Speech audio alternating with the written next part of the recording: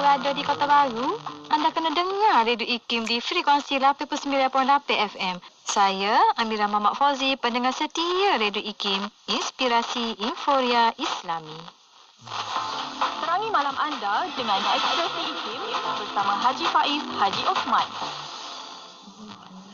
Bismillahirrahmanirrahim. IKIM Inspirasi Inforia Islami. Assalamualaikum warahmatullahi wabarakatuh. Selamat malam semuanya. Kembali bersiaran bersama-sama dengan saya Faiz Haji Osman. Jumaat 9 malam seperti yang saya war-warkan dari hati untuk tahun 2021 ini masih lagi bersiaran. Dan kita bawakan pakar-pakar kita untuk kita bicarakan tentang isu-isu ini. Dan malam ini ada 2 slot kita nak dengarkan. Mula-mula awal ini insyaAllah kita nak bersama-sama dengan yang berbahagia Profesor Datuk Nur Aziah Haji Muhammad Awal, Profesor Undang-Undang Keluarga Wanita dan Kanak-Kanak Universiti Bahasa Malaysia, juga Pesuruhjaya Kanak-Kanak Suhakam bersama dengan kita atas talian saat ini. Assalamualaikum Prof. Datuk. Waalaikumsalam warahmatullahi wabarakatuh. Alhamdulillah kita dah masuk tahun 2021 ini. Saya harap kita yang dah kita tinggalkan tahun 2020 itu segala amalan-amalan kita doa semoga Allah terima, dan kita nak lalui 2021 ini apa jua cabaran kita terima ketentuan daripada Allah Subhanahu Wa Taala. Dan banyak yang bakal kita bicarakan, ada banyak lagi isu-isu tentang rumah tangga yang kita nak, kalau boleh kita dapat selesaikan bersama-sama. Ada jalan penyelesaian yang boleh kita bagi, kita bantu sahabat-sahabat kita ini. Dan sekarang ini beberapa negeri, terutamanya di sebelah banjir, dalam suasana kita berhadapan dengan pandemik masih lagi kita ada, dan banjir juga satu lagi perkara yang perlu kita sama-sama tanganilah berhadapan dengan situasi ini. Jadi dalam kesibukan kita nak sahabat-sahabat kita yang membantu, ada seorang nak selamatkan harta benda, ada juga sahabat kita yang beri bantuan kepada orang lain dan selamatkan orang lain, tapi kita risau ada bahaya yang mengancam nyawa kita. Macam mana kita nak bagi apa orang kata ni, balancekan kedua tu agar kita pun ada juga dengar berita-berita maut, ekoran banjir ini lemah dan sebagainya. Kita tak nak perkara-perkara yang tidak diingini berlaku lah. Ekoran banjir ini, Prof. Datuk kongsikan awal nasihat kepada semua. Terima kasih Faiz. Assalamualaikum warahmatullahi wabarakatuh. Alhamdulillahirabbil wassalatu wassalamu ala asyrafil mursalin sayyidina Muhammadin wa ala alihi wasallam. Para pendengar yang saya kasih sekalian, sebenarnya memanglah kita ni dalam masa, saya ingat daripada 1 Januari itu kita dah mula hujan yang berturun, ya. Dan dalam masa yang sama kita ni baru dia dibenarkan merentas negeri. Dia ada apa orang kata, ada rasa excitement nak balik kampung, ya. Dan juga ada tangkap dalam banjir dan sebagainya. Ada yang dah sampai kampung nak balik pula tak boleh. Tak boleh. Jalan jembatan pun roboh dan sebagainya. Jadi saya sebagai yang boleh saya katakan hari ini, kita dalam keadaan banjir ni kita perlulah jaga keselamatan keluarga, ya, terutamanya anak-anak kita lah. Sebab saya rasa saya tengok jugalah ada kadang-kadang ditularkan dalam Facebook lah, Instagram. Satu ialah kerana nak sangat balik merentas jalan yang air itu, yang dah banjir itu, kadang-kadang kita bahawa kita mengambil risiko, ya, meletakkan keluarga dan anak kita dalam risiko yang tinggi. Kerana dalam satu kes tu kereta tu hanyut, ya, dan meninggal dunia lah bapa dan juga anak, ya. Bagi saya dan satu kes lagi tu buat karam, sebab dia dah berada di tempat yang selamat tapi pergi pula nak menengok keadaan rumah. Saya tahu kita tak boleh nafikan kita manusia, ya. Dan bila kita tidak, kalau kita tak merempuhi masalah situasi itu, kita mungkin tak boleh faham. Tapi bayangkanlah rumah yang kita dah diami 30-40 tahun, ya, bagi pasangan tertentu dan mungkin sejak mereka kecil rumah pada rumah ibu bapa dan sebagainya, dan bila mereka terpaksa pergi berpindah menyelamatkan diri, tentulah dia ingin nak tengok rumah tu keadaan macam mana, barang hilang ke tidak. Dan kalau nampak atap aja rumah tu kan, kita dah tahu dah semua barang dalam rumah tu dah ya. Kita tahu ada banyak sentimental value yang ada dalam rumah keluarga ini, dan kita berkongsi kesedihan dan merasa duka cita.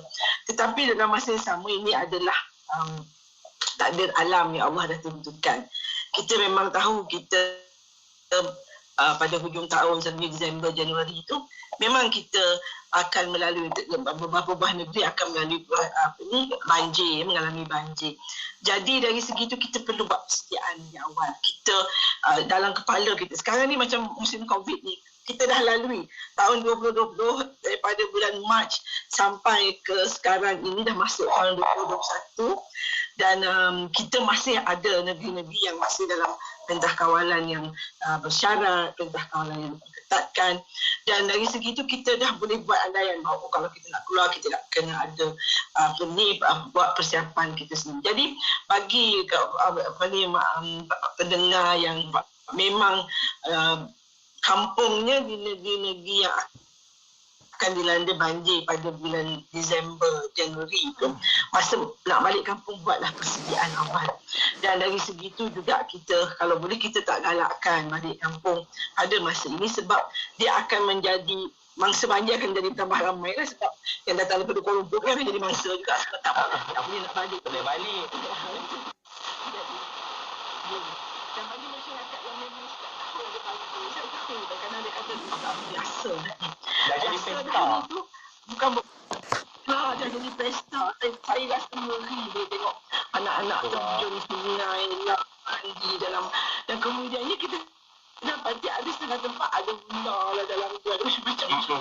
Jadi tolonglah, biasa tak biasa pun banjir itu, orang kata air ni kecil-kecil jadi kawan, dah besar jadi lawan, dan dia boleh memudaratkan. Jadi tolonglah janganlah gunakan anak main air sangat.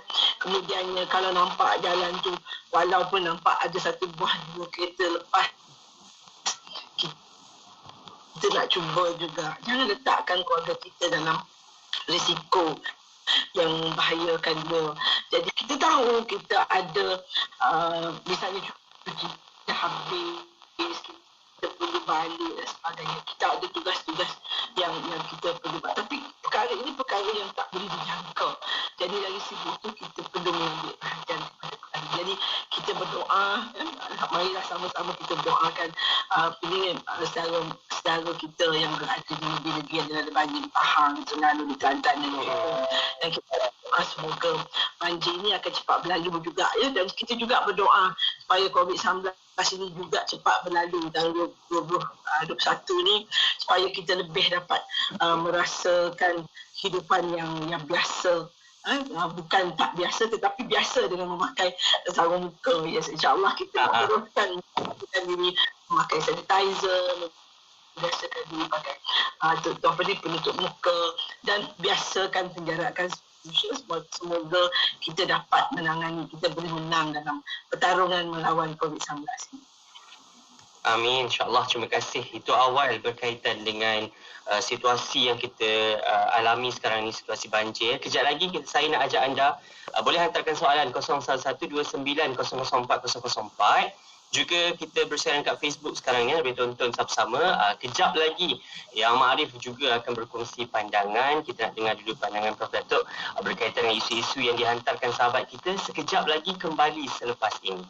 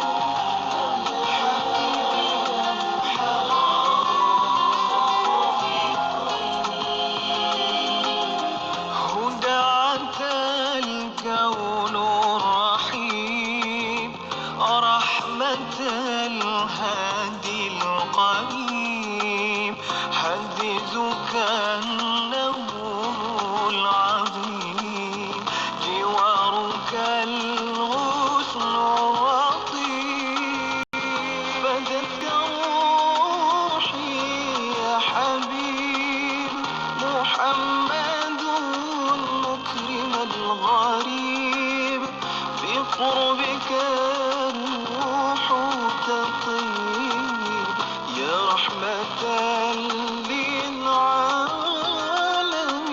يا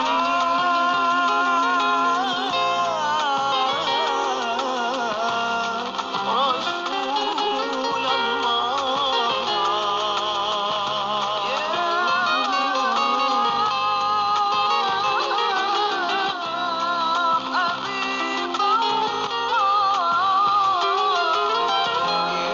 حبيبي يا محمد يا حبيبي يا ممجد أنت للفضل المؤيد جل من صلى عليه يا حبيبي يا محمد يا حبيبي يا ممجد أنت للفضل المؤيد جل من صلى عليه رسول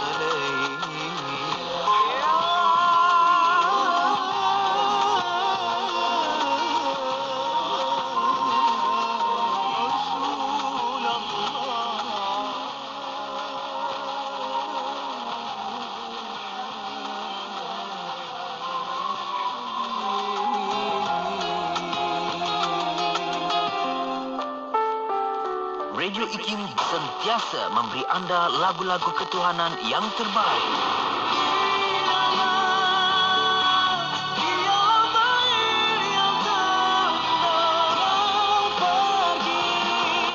tanpa menungguku alaika sallallahu Muhammad peace and blessings on you IKIM memberi anda lagu-lagu ketuhanan yang mengusik jiwa. IKIM, inspirasi Inforia Islami.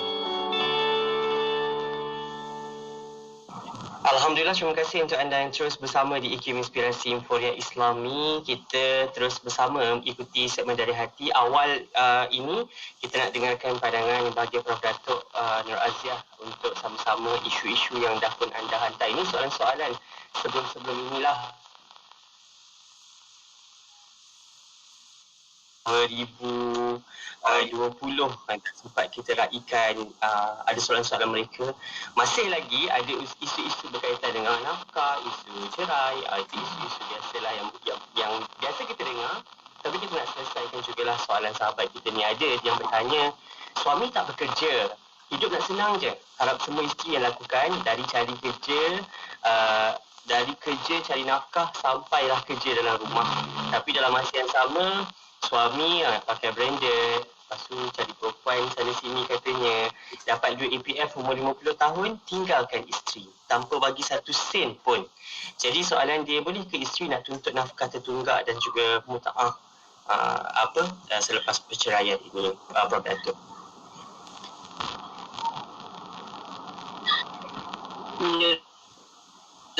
Ini bukan perkara baru dan selalu saya dengan Datuk Ainah jawab isu-isu ini. Dan sebenarnya kalau kita lihat secara asasnya dalam dalam isu-isu orang muda juga kahwin tak mampu kuasa. Jadi bila nak mendirikan rumah tangga, suami ini mesti tahu dia ada tanggung, dia ada hak dan dia ada tanggungjawab. Dia akad nikah itu bukan datang dengan untuk hidup bersenang lenang tanpa dia perlu menjalankan tanggungjawab. Jadi salah satu tanggungjawab utama seorang suami ialah dia perlu memberi nafkah dan menanggung isteri dan anak-anak.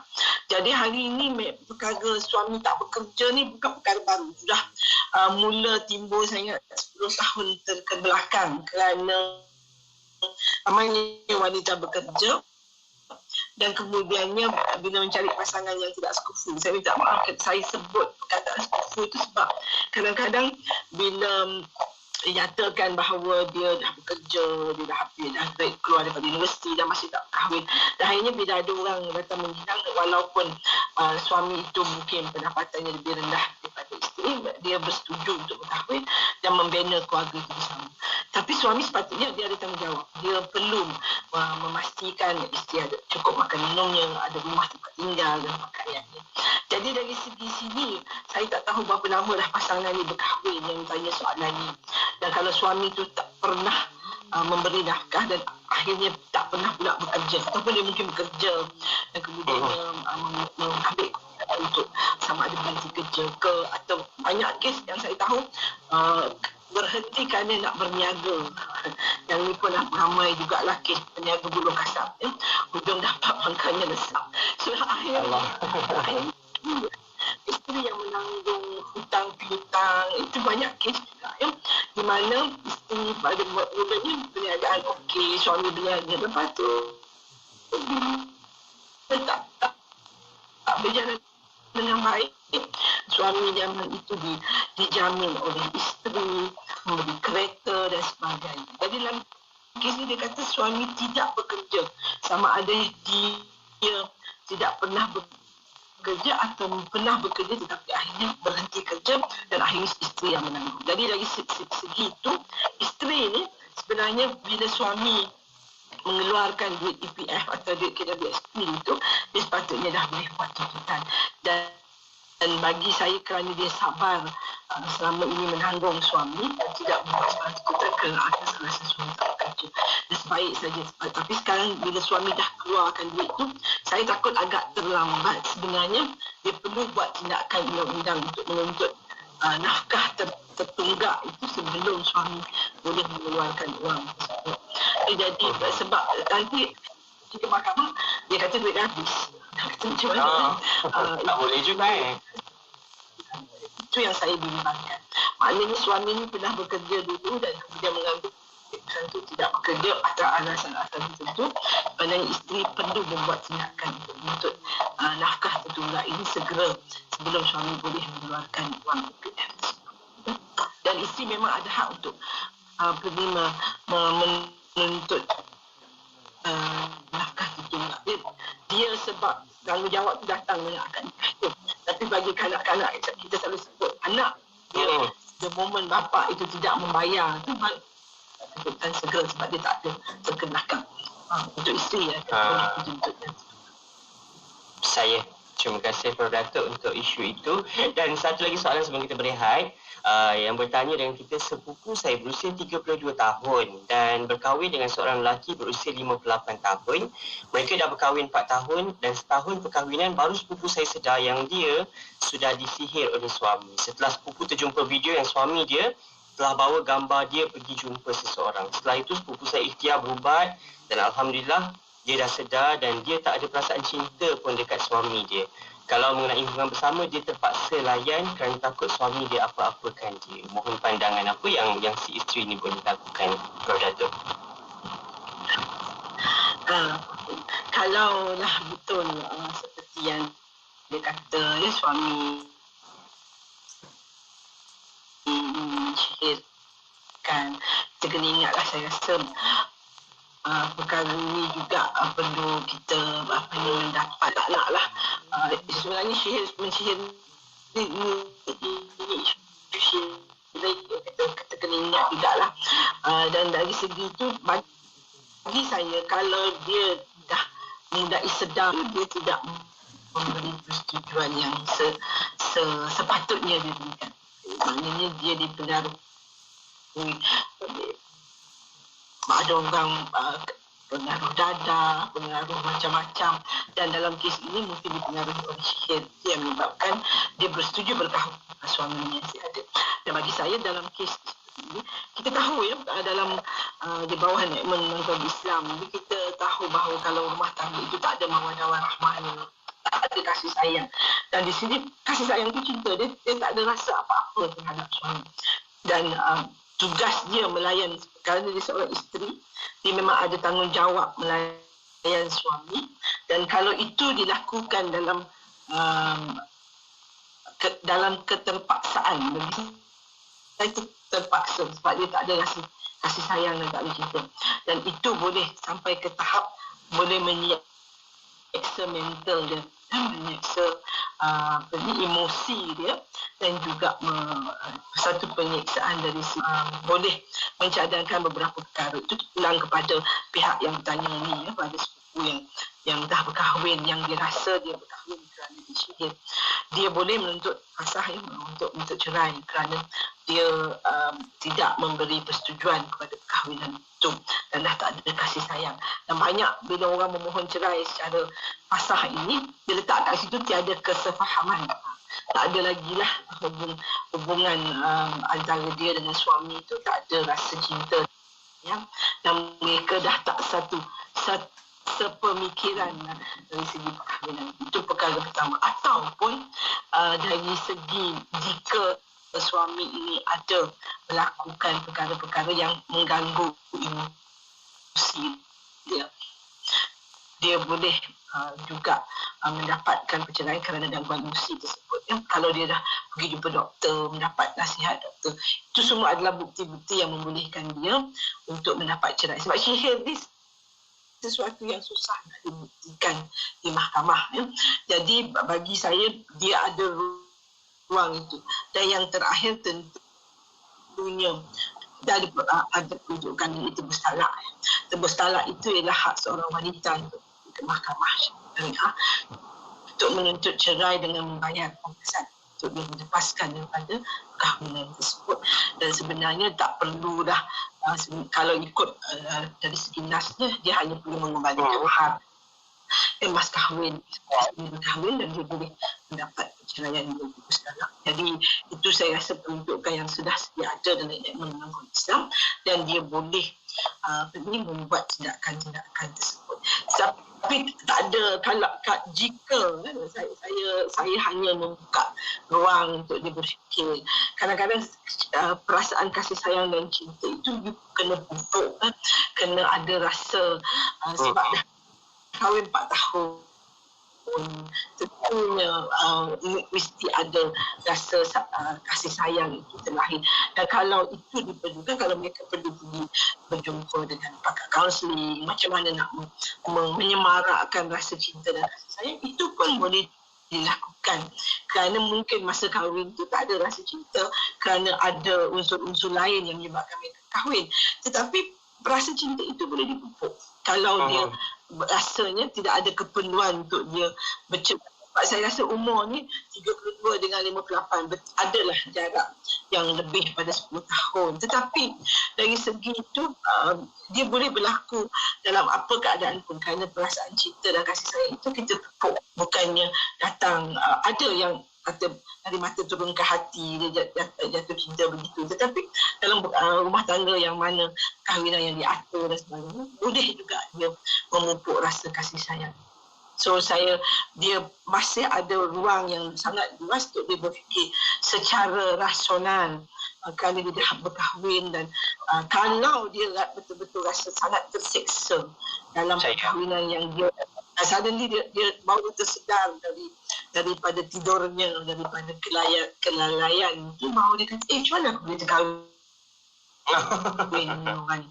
Itu memang tindakan-tindakan tertentu. Ya. Saya terima kasih kepada Datuk untuk respon itu. InsyaAllah kita nak berehat sekejap. Kembali selepas ini ada satu lagi soalan dan juga tentang isu scam poligami. Kita nak minta respon kepada Datuk berkaitan dengan perkara ini. Adakah ianya semakin berleluasa hari ini? Macam mana kita nak kena buat, apa yang perlu kita faham tentang scam poligami ini? InsyaAllah kembali selepas ini. Jangan ke mana, dari hati kita berkongsi mencari. Tidak kira di mana jua, kami sentiasa bersama anda. IKIM, Inspirasi Inforia Islami. Dari kecil, ayah adalah segalanya bagi saya. Apa yang ayah buat, saya pun buat. Ayah minat melukis, saya pun minat. Ayah suka manisan, saya pun suka. Ayah suka makan apa saja, saya pun sama. Sehinggalah ayah didapati tidak lagi sihat seperti dulu. Kini, saya memilih gaya hidup serta pemakanan yang lebih seimbang. Begitu juga dengan ayah. Untuk nasi, kami memilih beras Faiza Taj Mahal. Ia lebih sesuai untuk kami sekeluarga. Amalkan gaya pemakanan yang lebih sihat dari sekarang. Beras Faiza Taj Mahal, kurang kanji serta tinggi serat. Kepada warga negara Malaysia yang berkelayakan, anda dijemput untuk mengisi kekosongan jawatan sebagai penolong pegawai teknologi maklumat grade FA29 di Institut Kefahaman Islam Malaysia. Memiliki sekurang-kurangnya sijil tinggi pelajaran Malaysia STPM atau Diploma Teknologi Maklumat daripada institusi pengajian tinggi tempatan atau kelayakan yang diiktiraf setaraf dengannya. Memiliki kemahiran dalam pengstriman audio dan video, mahir dalam pengaturcaraan bagi web dan aplikasi. Antara tugas anda ialah menguruskan platform digital yang merangkumi penyelarasan teknologi, pengendalian storan, podcast dan streaming, juga perlu mengelola aplikasi peranti pintar, media sosial dan IKIM niaga. Kemukakan permohonan anda kepada unit modal insan atau hubungi 0362046374. Tarikh tutup permohonan sebelum atau pada 22 Januari 2021. Bang, ni campur ni satu lagi. Berapa bang? Okey, kejap. Ni harga dia. Murahnya bang. Pakej combo kembali lagi. Tempaskan sementara masih ada. Hubungi 012-686-9236 atau 0173452564. Tertakluk pada terma dan syarat. Hari tutup permohonan iklan adalah setiap 16 hari bulan pada setiap bulan. Bicara bermanfaat pelbagai segmen. Rancangan dakwah setiap hari. Lagu-lagu Islami sepanjang masa. Dengarkan di IKIM, Inspirasi Inforia Islami. Terima kasih untuk anda yang terus setia bersama di IKIM Inspirasi Inforia Islami atas perhatian anda bersama-sama dengan kami untuk kita dengarkan isu-isu kekeluargaan dengan isu rumah tangga yang anda kongsikan bersama-sama. Kita dengarkan pandangan dan awal ini sebelum Yang Ma'arif sertai kami selepas ini kita bersama dengan Yang Bagi Profesor Datuk Razia Haji Muhammad Awal Pensyuruhjaya Kanan Suhakam untuk isu yang kita bicarakan. Sebelum kita dengar tentang scam poligami, mungkin ada setengah orang tak pernah terfikir pun perkara ini boleh terjadi hari ini. Ia dah pun terjadi dan saya nak ada satu soalan sahabat kita berkongsi panjang sikit soalannya. Dia bertanya ada hamba Allah yang berkahwin dah 12 tahun dan menikah beza umur 10 tahun. Si suami pernah pergi serahkan isteri kepada kawannya. Alasan dia tak dapat nak jaga isteri dia sebabnya tapi pengurusan perceraian abang semua. So, yang saya tanya jatuh talak ke tidak. Dan dia kata lagi mulai hari ini dia bebaskan si isteri nak berkawan dengan siapa je, tak kisah. Itulah. Dan apa yang dilakukan oleh si isteri pasal dah pergi mahkamah dan jatuh talak ke tidak, tapi suruh buka file yang katanya ada kos yang perlu diuruskan dekat situ, tambah sekarang dengan isu COVID-19 dan katanya suami masih lagi di penjara. Bulan lepas ini yang dah kali ke-7 suaminya keluar masuk penjara dan katanya hamba Allah itu asal dari seberang dan bisa dia mati tak dapat sambung faktor ekonomi dan mohon pencerahan lah Prof. Datuk tentang isu yang sahabat kita kongsikan. Agak complicated sikit soalannya, dapat penyelesaian terbaik lah. Silakan. Okey, saya rasa kita ambil daripada awal. Soalan yang paling penting yang mungkin yang bertanya ini perlu diselesaikan ialah masa dia kahwin dulu, dia kahwin di Malaysia ke? Saya percaya dia kahwin dengan warga asing yang datang ke Malaysia dengan visa pekerja, ya. Dan kalau dia dalam visa pekerja, dia tak boleh kahwin di Malaysia. Biasanya dia akan kahwin di negara jiran ataupun dia mungkin balik ke negara asalnya untuk kahwin. Dan perkahwinan itu perlu didaftarkan di Malaysia supaya dia boleh dapat sijil nikah yang asasnya adalah sijil nikah Malaysia. Itu perkara pertama. Yang kedua ialah dia kata dah pergi mahkamah nak tanya jatuh ke tidak, tetapi suruh buka fail. Betul. Untuk seseorang untuk mendapatkan sebarang penghakiman ataupun keputusan daripada mahkamah, dia perlu memohon daripada mahkamah. Perkara yang dia perlu mohon ialah pengesahan perceraian. Sebab soalan dia tadi ialah suami tu kata saya bebaskan awak kawanlah dengan sesiapa pun. Itu perkara pertama. Yang kedua ialah dia kata dekat kawannya, kawan suami, abang jagalah isteri saya ni, ambil lah dia sebab saya nak masuk penjara. Dia kata abang uruslah cerai dan sebagainya. Maknanya dia suruh kawan dia ni kahwin dengan isteri dia ataupun tolong uruskan cerai isteri dia supaya isteri dia boleh berkahwin dengan kawan baik dia ni. Mungkin itulah yang saya faham. Jadi perkara yang perlu didapat daripada mahkamah syariah ialah sama ada perkataan suami tadi, saya bebaskan awak, itu jatuhnya talak atau tidak. Dan yang kedua ialah kata-kata suami kepada rakannya, abang ambil lah isteri saya. Sama ada itu menunjukkan niat dia untuk mentalak isteri. Jadi saya tak boleh beri keputusan itu. Yang boleh beri keputusan sama ada talak itu jatuh atau tidak ialah mahkamah syariah. Jadi puan yang bertanya ini perlu membuat permohonan ke mahkamah syariah. Jika perkahwinan itu tidak berdaftar, dia perlu buat pendaftaran perkahwinan dahulu. Jika tidak, dia tak ada locus standard, tak ada tempat berdiri di mahkamah syariah Malaysia. Sebab itu kita banyak kali dalam program Dari Hati mengingatkan semua orang, kalau nak kahwinlah di Malaysia, buat permohonan di Malaysia, kahwin di Malaysia, kemudiannya dah tak ada isu kalau nak bercerai dan sebagainya, file saja. Tapi kalau dah kahwin di luar negara, balik mesti daftarkan kahwin itu segera, supaya bila apa-apa berlaku pada suami, misalnya dalam kes ini dia dah tamat, dia mungkin akan lepas dia bebas daripada penjara, dia akan dihantar pulang ke negara asal. Jadi bila pula lah nak pergi minta cerai ni, jadi di situlah saya rasa kalau lah kahwinan itu tidak berdaftar, isteri ni nak kena cari, dan selagi tidak diceraikan, dia tak boleh berkahwin dengan orang lain. Ini isu ni. Dan kalau dia mungkin berkahwin di negara jiran, dia kena pergi balik negara jiran, dia kena dapatkan surat cerai. Dan kita ada beberapa, kalau perkahwinan itu dah didaftarkan di Malaysia, kalau suami itu dah dihantar pulang, kita ada peruntukan fasah. Suami di penjara setahun dah boleh minta fasah. Dan kemudiannya bawah taklik, kalau dia berkahwin di Malaysia ada bacaan taklik bahawa suami tak balik 4 bulan berturut-turut dan tak beri nafkah zahir dan mati, dia dah boleh dapat taklik pun semudah itu. Jadi saya rasa perkara yang perlu dia buat ialah mana dia kahwin, kalau kahwin tak daftarkan, kemudian dia kena, memang ada kosnya kerana dia kena buat perkara-perkara itu masa kahwin lagi patut dia buat. Sekarang ni dah sebab dah berkahwin dan suami tak keluar masuk, maka dia sebenarnya perlu sebab dia nak file pasal taklik ataupun untuk mendapat perkara-perkara itu hanya boleh diputuskan oleh mahkamah syariah. Saya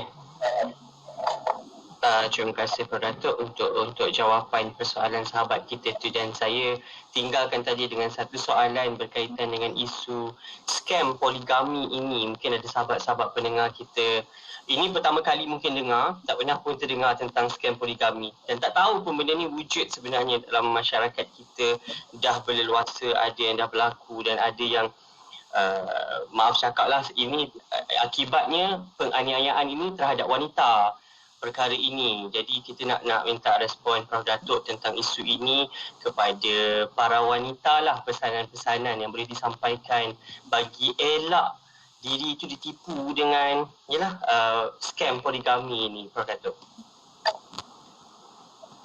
Dia sebenarnya saya pernah tahun 2018 saya pernah juga mengadakan forum dalam dengan Sinar juga. Saya rasa mengenai isu poligami ini, dan saya juga membangkitkan isu bahawa kemungkinan ada berlaku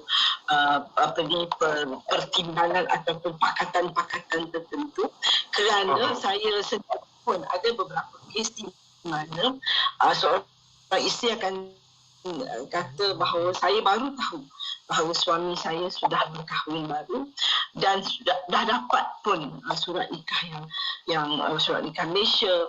Dan kemudiannya saya juga pernah berjumpa dengan beberapa iklan pada masa itu yang dikatakan melancong ke negara-negara tertentu dan melancong sambil beribadat katanya, dan bermakna boleh melakukan sebuah ibadah sungguh tu.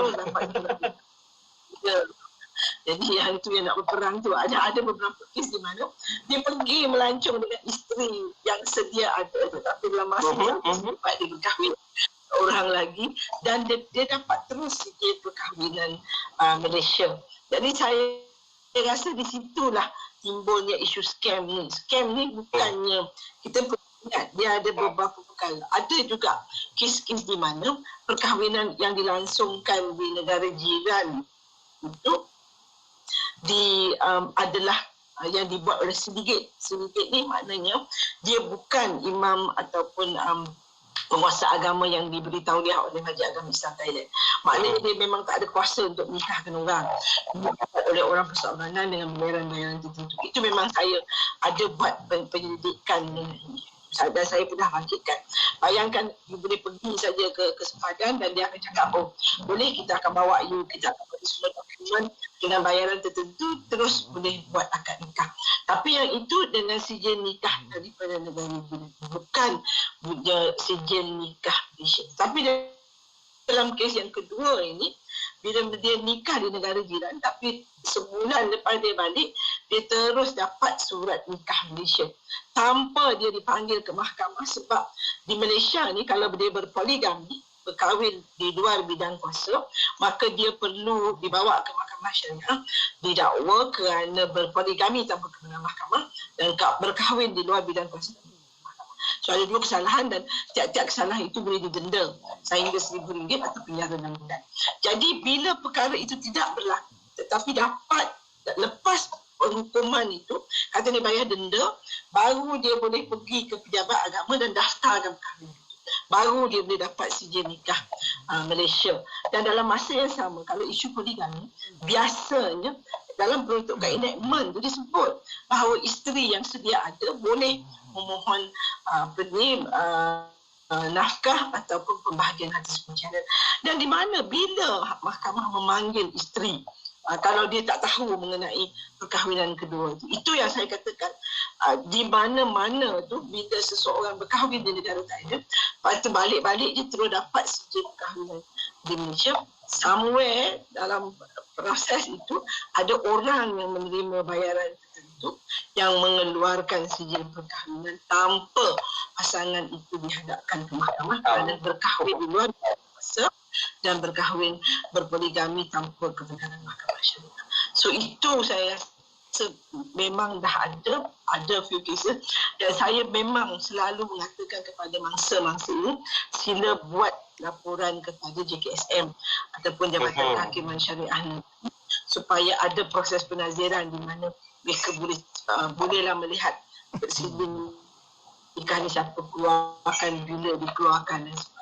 Buat laporan polis terhadap perkara-perkara. Terima kasih Prof. Datuk, dan insyaAllah nanti kita dengarkan juga penjelasan oleh Yang Ma'arif di bawah bidang kuasa JKSM sendiri berkaitan dengan isu scam poligami ini. Kita tak naklah tahun 2000, kita dah melepasi 2020, kita dengar negara semakin canggih, teknologi semakin canggih, tapi penipuan juga semakin canggih lah Prof. Datuk. Kita amat risau semua orang pun jadi kahwin pun tipu. Saya kita kongsikan dekat Facebook berkaitan dengan bila semakin hari tambah pula tahun ini kita diuji dengan pandemik. Awal tahun ada sahabat-sahabat kita yang diuji dengan banjir. Jadi ada yang berkongsi dalam sibuk kita nak menjalani kehidupan harian, nak memenuhi tuntutan kehidupan tu dengan kerjanya, dengan keuangannya. Jadi bila pulang ke rumah, emosi-emosi yang baik, emosi yang positif, rasa cinta, rasa kasih itu semakin hari semakin pudar sebab tekanan-tekanan harian ni lah. Jadi macam mana Prof. Datuk pesanan-pesanan, nasihat sikit, terutama untuk generasi muda lah yang hari ni banyak sangat cabarannya untuk kita pastikan emosi baik kita dapat kita salurkan dalam satu sisi keluarga kita ni, Prof. Datuk. saya rasa kita tahun 2020 dan tahun 2021 ni memang agak mencabar lah ya. Kita tahu daripada Mac 2020 hari itu ramai yang kehilangan kerja, ada yang hidup dengan apa yang ada ya, dan juga mendapat bantuan daripada kerajaan. Ada yang tak dapat bantuan langsung, kenalah hidup sebelum mungkin tu cuba untuk membesarkan anak-anak dan sebagainya. Dan bila sampai ke tak tahu pula kena pula banjir, cuba bayangkan ya. Jadi saya rasa itu cabaran yang paling saya sangat bersimpati dan saya memahami. Ada orang yang sampai tahap dan kita juga tahu ya, kadar pendidik dan kita nak sama-sama mengingati antara satu sama lain. Yang paling penting sekali, ini semua ini datang daripada Allah. Ini adalah dugaan yang Allah berikan untuk kita, dan Allah tahu orang yang diduga itu adalah orang yang boleh sanggup dan larat menerima dugaan Allah. Dan kita perlu sentiasa beristighfar dan selalulah mengucap.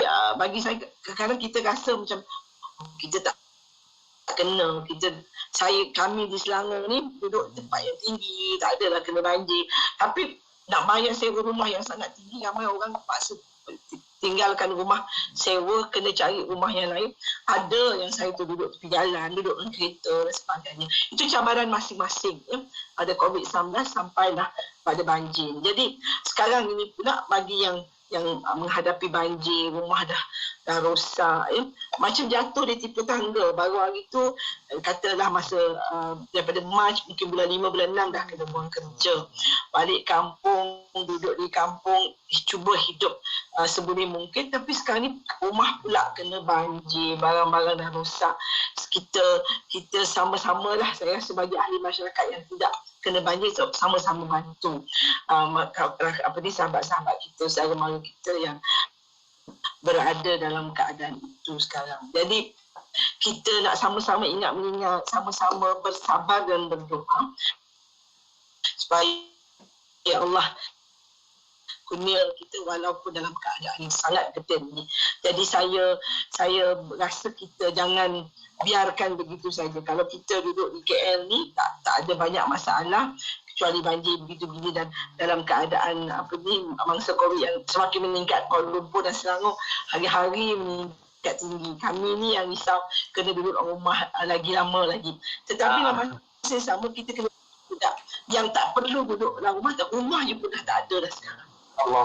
Rumahnya dah dilanda banjir.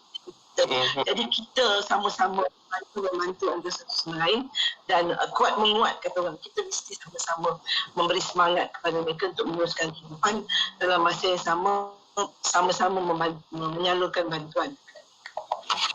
Saya terima kasih kepada Datuk untuk respon itu. Saya harap kita ujian kita masing-masing berbeza. Saya dan Prof. Datuk pun kali ini bersiarannya di rumah dah masing-masing atas tingginya kes-kes COVID yang sukar nak dibendung. Jadi harapan saya dan semua orang, kita semua orang boring lah Datuk kalau duduk kat rumah je lama-lama. Tapi itulah yang kena buat juga sekarang ni sebab kes dah semakin tinggi. KKM pun kita harapkan ada satu perkara nanti yang boleh dibuatlah atas perbincangan bersama dengan Majlis Keselamatan sendiri dapat membendung. Jadi supaya keselamatan dan juga kesihatan rakyat ni dapat terus terjaga, insyaAllah. Sekali lagi terima kasih banyak Prof. Datuk untuk respon itu. Sahabat-sahabat kita atas kesempatan yang ada pada kali ini. Saya nak bersama dengan Yang Ma'arif selepas ni, kita dengarkan macam-macam lagi cerita perkongsian Yang Ma'arif untuk isu-isu yang dibicarakan. Terima kasih Prof. Datuk. InsyaAllah kita jumpa lagi 2 minggu dari sekarang dari hati kita, insyaAllah. Sekali lagi terima kasih banyak. Assalamualaikum. Waalaikumsalam. Buat anda rakan-rakan saya, teruskan bersama kami. Sekejap lagi saya akan bersama dengan Yang Ma'arif, Datuk Dr. Haji Muhammad Haji Mohtar, Ketua Hakim Syari'i Malaysia, Ketua Pengarah Jawatan Kehakiman Syariah Malaysia, untuk sama-sama kita dengarkan isu-isu selanjutnya, InsyaAllah selepas ini. Rutin harian saya setiap pagi, perkara pertama saya buat ialah minum 2 sudu serai mas kurma Hidayah Plus. Dengan pengambilan secara berterusan, Alhamdulillah, semua kerja dapat diuruskan dengan baik dan bertenaga sampai ke malam. Serai mas kurma Hidayah Plus ni adalah nutrisi tambahan semula jadi. Untuk kekal bertenaga, terus dapatkan serai mas kurma Hidayah Plus di toko-toko jamu dan farmasi seluruh Malaysia dan ikuti perkembangan kami di media sosial Facebook dan Instagram Serai Mas. Atau hubungi kami di talian 013-782-5282. Iklan ini diriliskan oleh Lembaga Iklan Obat. Filantropi Islam dan Wakaf Korporat di Malaysia adalah buku terbitan IKIM. Buku yang membicarakan tentang konsep kedermawanan, wakaf korporat dan jenis kedermawanan dalam Islam ini telah diterbitkan pada 2019. Buku yang banyak mengupas tentang konsep wakaf korporat ini sesuai bagi mereka yang sudah menceburi bidang ini seperti tokoh korporat, ahli-ahli akademik seperti pensyarah, pelajar-pelajar institusi dan kepada mereka yang berminat dalam menambah pengetahuan tentang wakaf korporat ini. Layari www.ikimniaga.my atau hubungi 03-6204-6389 atau 388 untuk mendapatkan buku ini segera. Dengarkan IKIM 106.2 FM di Johor Bahru. Inspirasi Inforia Islami. IKIM Inspirasi Inforia Islami. Terima kasih untuk anda yang terus setia bersama di IKIM. Waktu ini bersiaran kita dari hati. Alhamdulillah tadi dah selesai. Kita ikuti perbincangan dan juga jawapan-jawapan yang dikongsikan oleh Yang Berbahagia Profesor Datuk Azhar Haji Muhammad Awal berkaitan dengan soalan dan juga isu yang diutarakan oleh sahabat pendengar kita. Dan kita malam ini juga bersama dengan Yang Ma'arif Datuk Dr. Haji Muhammad Rahim Haji Muhtar, Ketua Pengarah Jabatan Kehakiman Syariah Malaysia, Ketua Hakim Syariah Malaysia bersama-sama dengan kita pada waktu ini, pada malam ini untuk siaran kita dari hati. Assalamualaikum, Yang Ma'arif. Waalaikumsalam warahmatullahi taala wabarakatuh. Sihat Ais? Saya sihat, Alhamdulillah. Sihat kita? Ya, Alhamdulillah. Tahun 2021 dah kita bersiaran untuk tahun ini. Seperti yang anda semua maklum, sahabat pendengar kita, rakan-rakan saya ni, tahun 2021 dari hati masih lagi bersiaran untuk kita dapatkan ilmu, tambah ilmu berkaitan dengan undang-undang kekeluargaan, tambah ilmu macam mana nak kemudi rumah tangga untuk dapat rumah tangga yang lebih bahagia dan penuh dengan kasih sayang. InsyaAllah untuk tahun 2021 ini banyak yang bakal kita kongsikan. Saya harap apa jua yang dihadapi oleh anda semua dalam isu rumah tangga saat ini, kita doakan semoga ada jalan penyelesaian, ada jalan keluar atas setiap permasalahan. Dan tadi kita dah dengarkan banyak respon Prof. Datuk tentang isu-isu yang kita bawakan. Tapi sebelum kita dengarkan isu dengan jawapan pandangan daripada Yang Ma'arif sendiri, kita nak untuk tahun 2021 inilah kita nak tanya sikitlah kepada Yang Ma'arif berkaitan dengan Jabatan Kehakiman Syariah Malaysia. Kalau setahun lepas kita dah ada satu persidangan kehakiman dan perundangan Nusantara dah pun dijayakan, Alhamdulillah, dan mungkin ada lagi perancangan tahun 2021 ini untuk kita merancangkan lagi, untuk kita perkukuhkan lagi institusi kehakiman syariah di negara kita. Mungkin ada lebih banyak lagi hubungan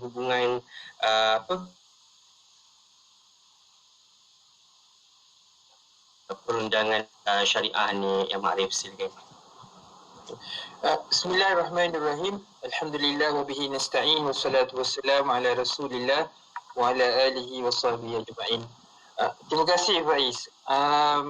Alhamdulillah kita untuk tahun 2021 ni Faiz, kita di Jabatan Kehakiman Syariah Malaysia, seperti mana yang kerap saya sebutkan, isu memartabatkan Jabatan Kehakiman Syariah Malaysia bersama-sama dengan mahkamah-mahkamah syariah negeri di seluruh negara akan diteruskan dan dipergiatkan, termasuklah pada untuk tahun 2021 ini. Seperti mana yang DJ Faiz ada sebut tadi tu, pada tahun 2020 kita telah mengadakan persidangan kehakiman syariah Nusantara, Alhamdulillah dengan jayanya, yang dirasmikan oleh Amat Berhormat Tan Sri Perdana Menteri.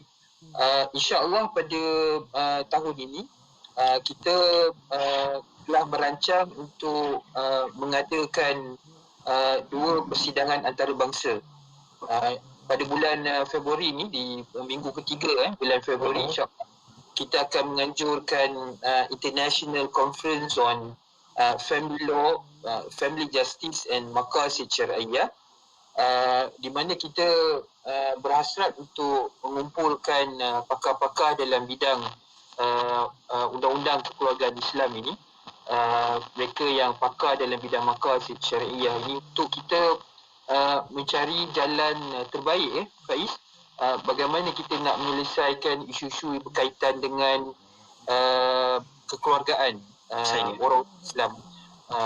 Bila ianya menyentuh persidangan antarabangsa, sudah tentu kita mengambil kira pengalaman-pengalaman rakan-rakan kita bukan saja di peringkat Nusantara ni, Faiz, tapi juga di luar negara. InsyaAllah dengan perkongsian tajuk yang berkaitan dengan tema iaitu Islamic Family Law, Undang-Undang Kekeluargaan Islam, keadilan keluarga itu family justice dan juga maqasid syariah, kita harapnya dapat merungkai semua isu-isu yang berkaitan dan insya-Allah resolusi dan juga objektif yang diperolehi daripada persidangan antarabangsa ini, kita harap dimanfaatkan dalam usaha untuk memartabatkan lagi institusi kehakiman syariah di negara ini, di mana Jabatan Kehakiman Syariah Malaysia akan bertindak sebagai lead agensi ataupun agensi penyelaras yang akan memastikan pentadbiran keadilan di mahkamah-mahkamah syariah di seluruh negara akan dapat dipertingkatkan. Selain daripada itu, Faiz, insya-Allah pada tahun 2020 kita mengadakan persidangan kehakiman syariah Nusantara. Kita juga merancang insya-Allah pada sekitar bulan September ataupun Oktober, kira ini dibenarkan dan dalam keadaan mungkin pandemik COVID-19 ni akan beransur pulih, insya-Allah. Amin. Kita doakan satu conference, international conference on syariah judges, yang kalau tahun 2020 tu kan, Faiz, kita mengajak rakan-rakan dan sahabat kita di sekitar Nusantara ini pengalaman tentang pengalaman mereka di mahkamah mengendalikan mahkamah syariah di peringkat Nusantara ini, di mana kalau kita sedia maklum, mahkamah-mahkamah syariah Malaysia, Singapura, Indonesia dan Brunei, kita berkongsi banyak nilai-nilai persamaan dalam undang-undang keluarga tu, Faiz. Jadi maknanya kita bermula di peringkat Nusantara dan insya-Allah setelah selesai di peringkat Nusantara pada tahun lepas, kita berharap dan mencadangkan untuk kita perluaskan lagi, Faiz. Bukan saja di peringkat Nusantara ini tetapi juga di peringkat antarabangsa. Jadi sebab tu kita mulakan dengan persidangan yang melibatkan ahli akademik dalam International Conference on Family Law and Family Justice and Maqasid Syariah pada bulan Februari, dan insya-Allah kita harapkan pada bulan September Oktober nanti, Faiz, kita ada zakara ataupun persidangan yang melibatkan hakim-hakim syar'i bukan sahaja di Nusantara tetapi juga di Timur Tengah dan yang melaksanakan undang-undang kekeluargaan Islam di negara mereka, termasuklah di mana orang-orang Islam ni adalah golongan minoriti, contohnya di Kingdom, di US dan sebagainya, insya-Allah. Yang tu yang besar, Faiz, yang kita akan buatkan untuk tahun ini 2021 ini. Kita juga akan mengadakan carnival undangan syariah 2021 dan program-program kolaborasi dengan pihak media, termasuklah insya-Allah dengan IKIM sendiri yang dah bersama dengan JKSM untuk satu tempoh masa yang agak panjang, Faiz. Kita cadang untuk mengadakan carnival undangan syariah ini dengan harapan untuk kita membina hubungan yang lebih rapat antara Jabatan Syariah Malaysia dan juga pihak media lah.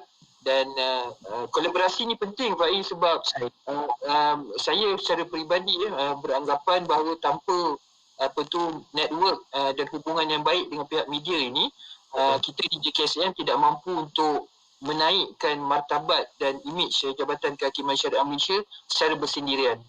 Saya kerapkan Faiz sebut dalam perbincangan kita bersama ni, saya selalu bacakan wa ta'awanu 'alal birri wat taqwa. Allah SWT sebut tadi tu, kriteria untuk kita berjaya dalam salah satu organisasi dan sebagainya, kita tidak boleh working in silo.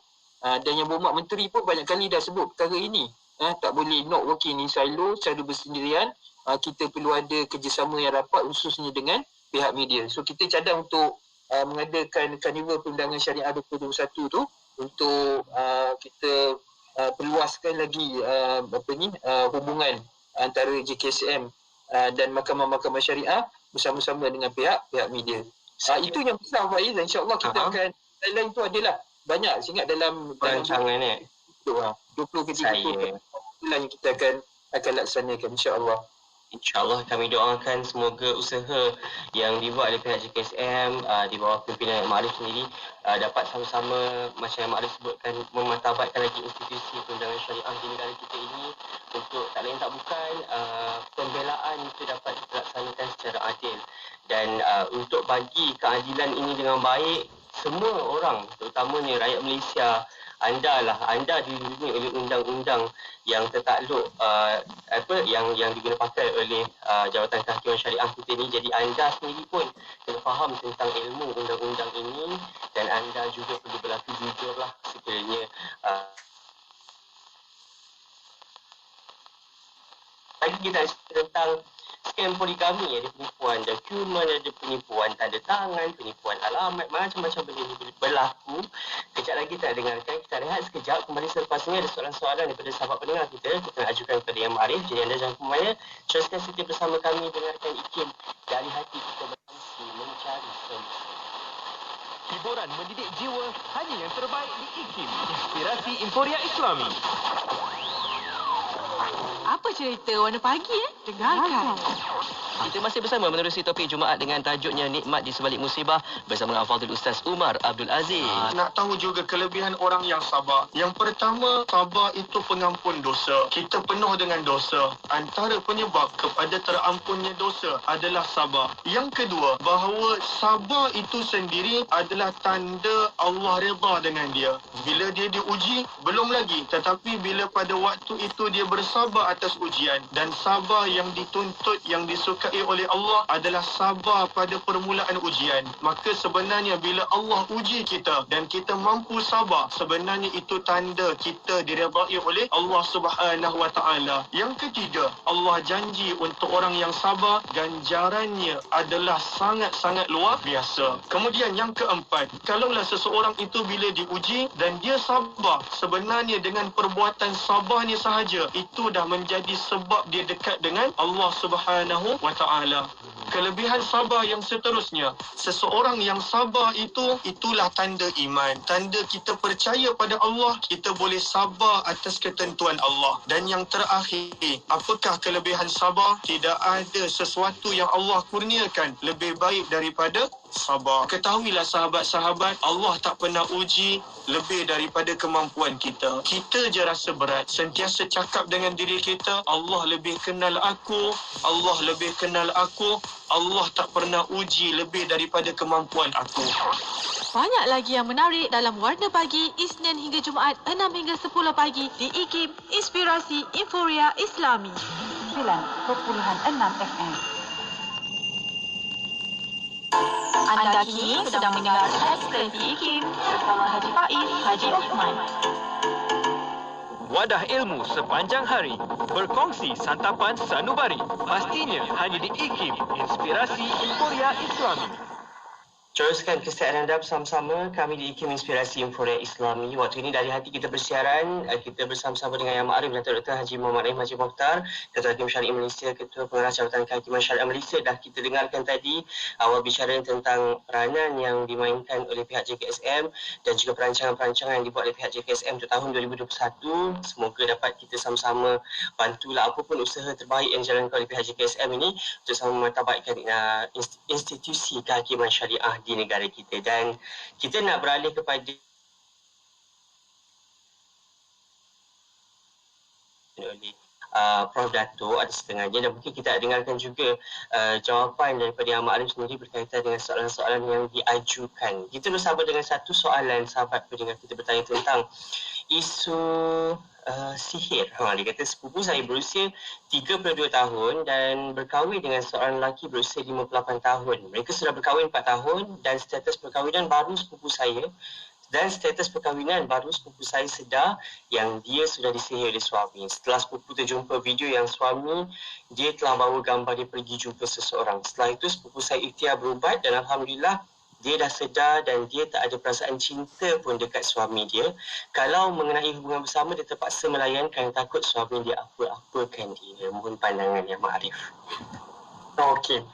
Terima kasih DJ Faiz dan terima kasih kepada puan yang bertanya soalan.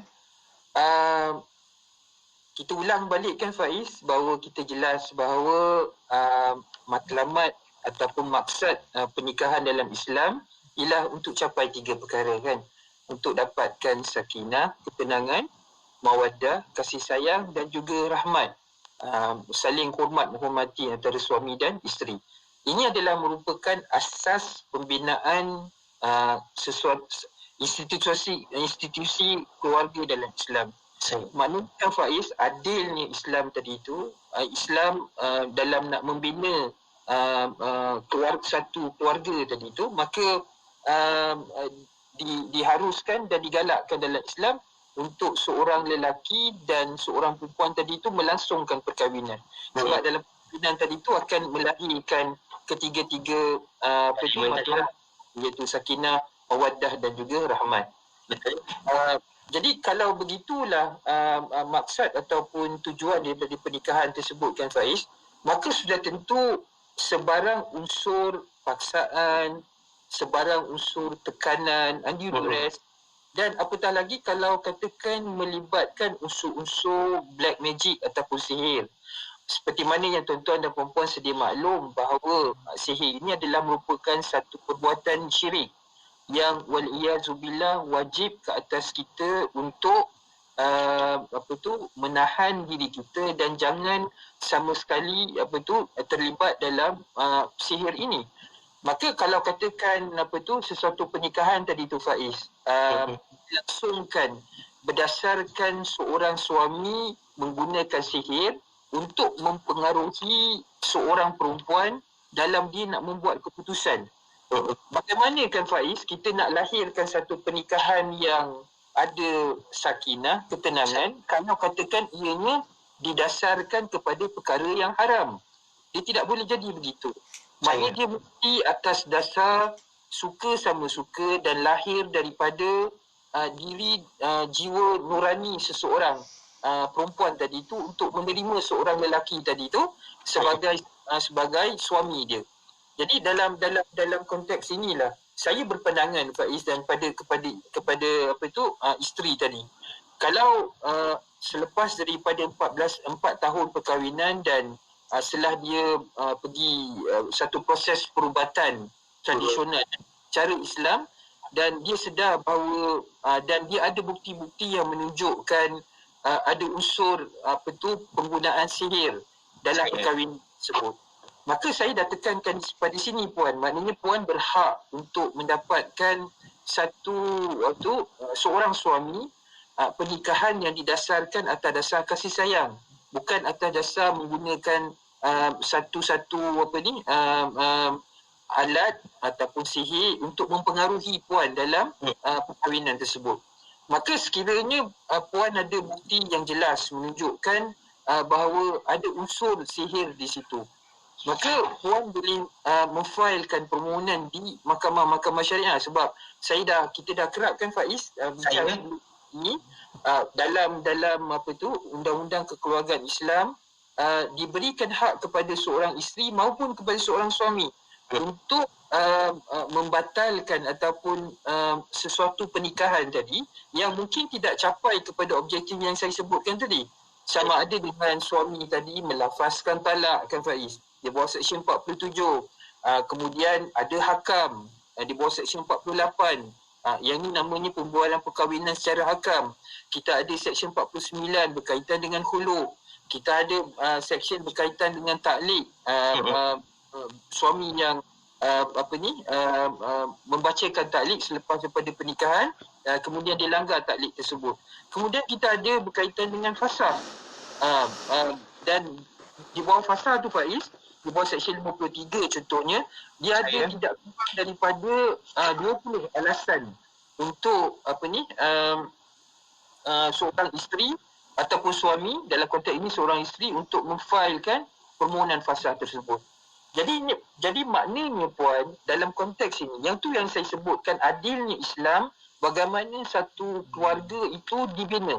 Kalau kata benar puan mengetahui bahawa perkahwinan tadi itu dibina atas dasar sihir dan puan ada bukti yang kukuh, maka di situ puan berhak untuk memilih mana-mana cara yang saya sebutkan tadi itu.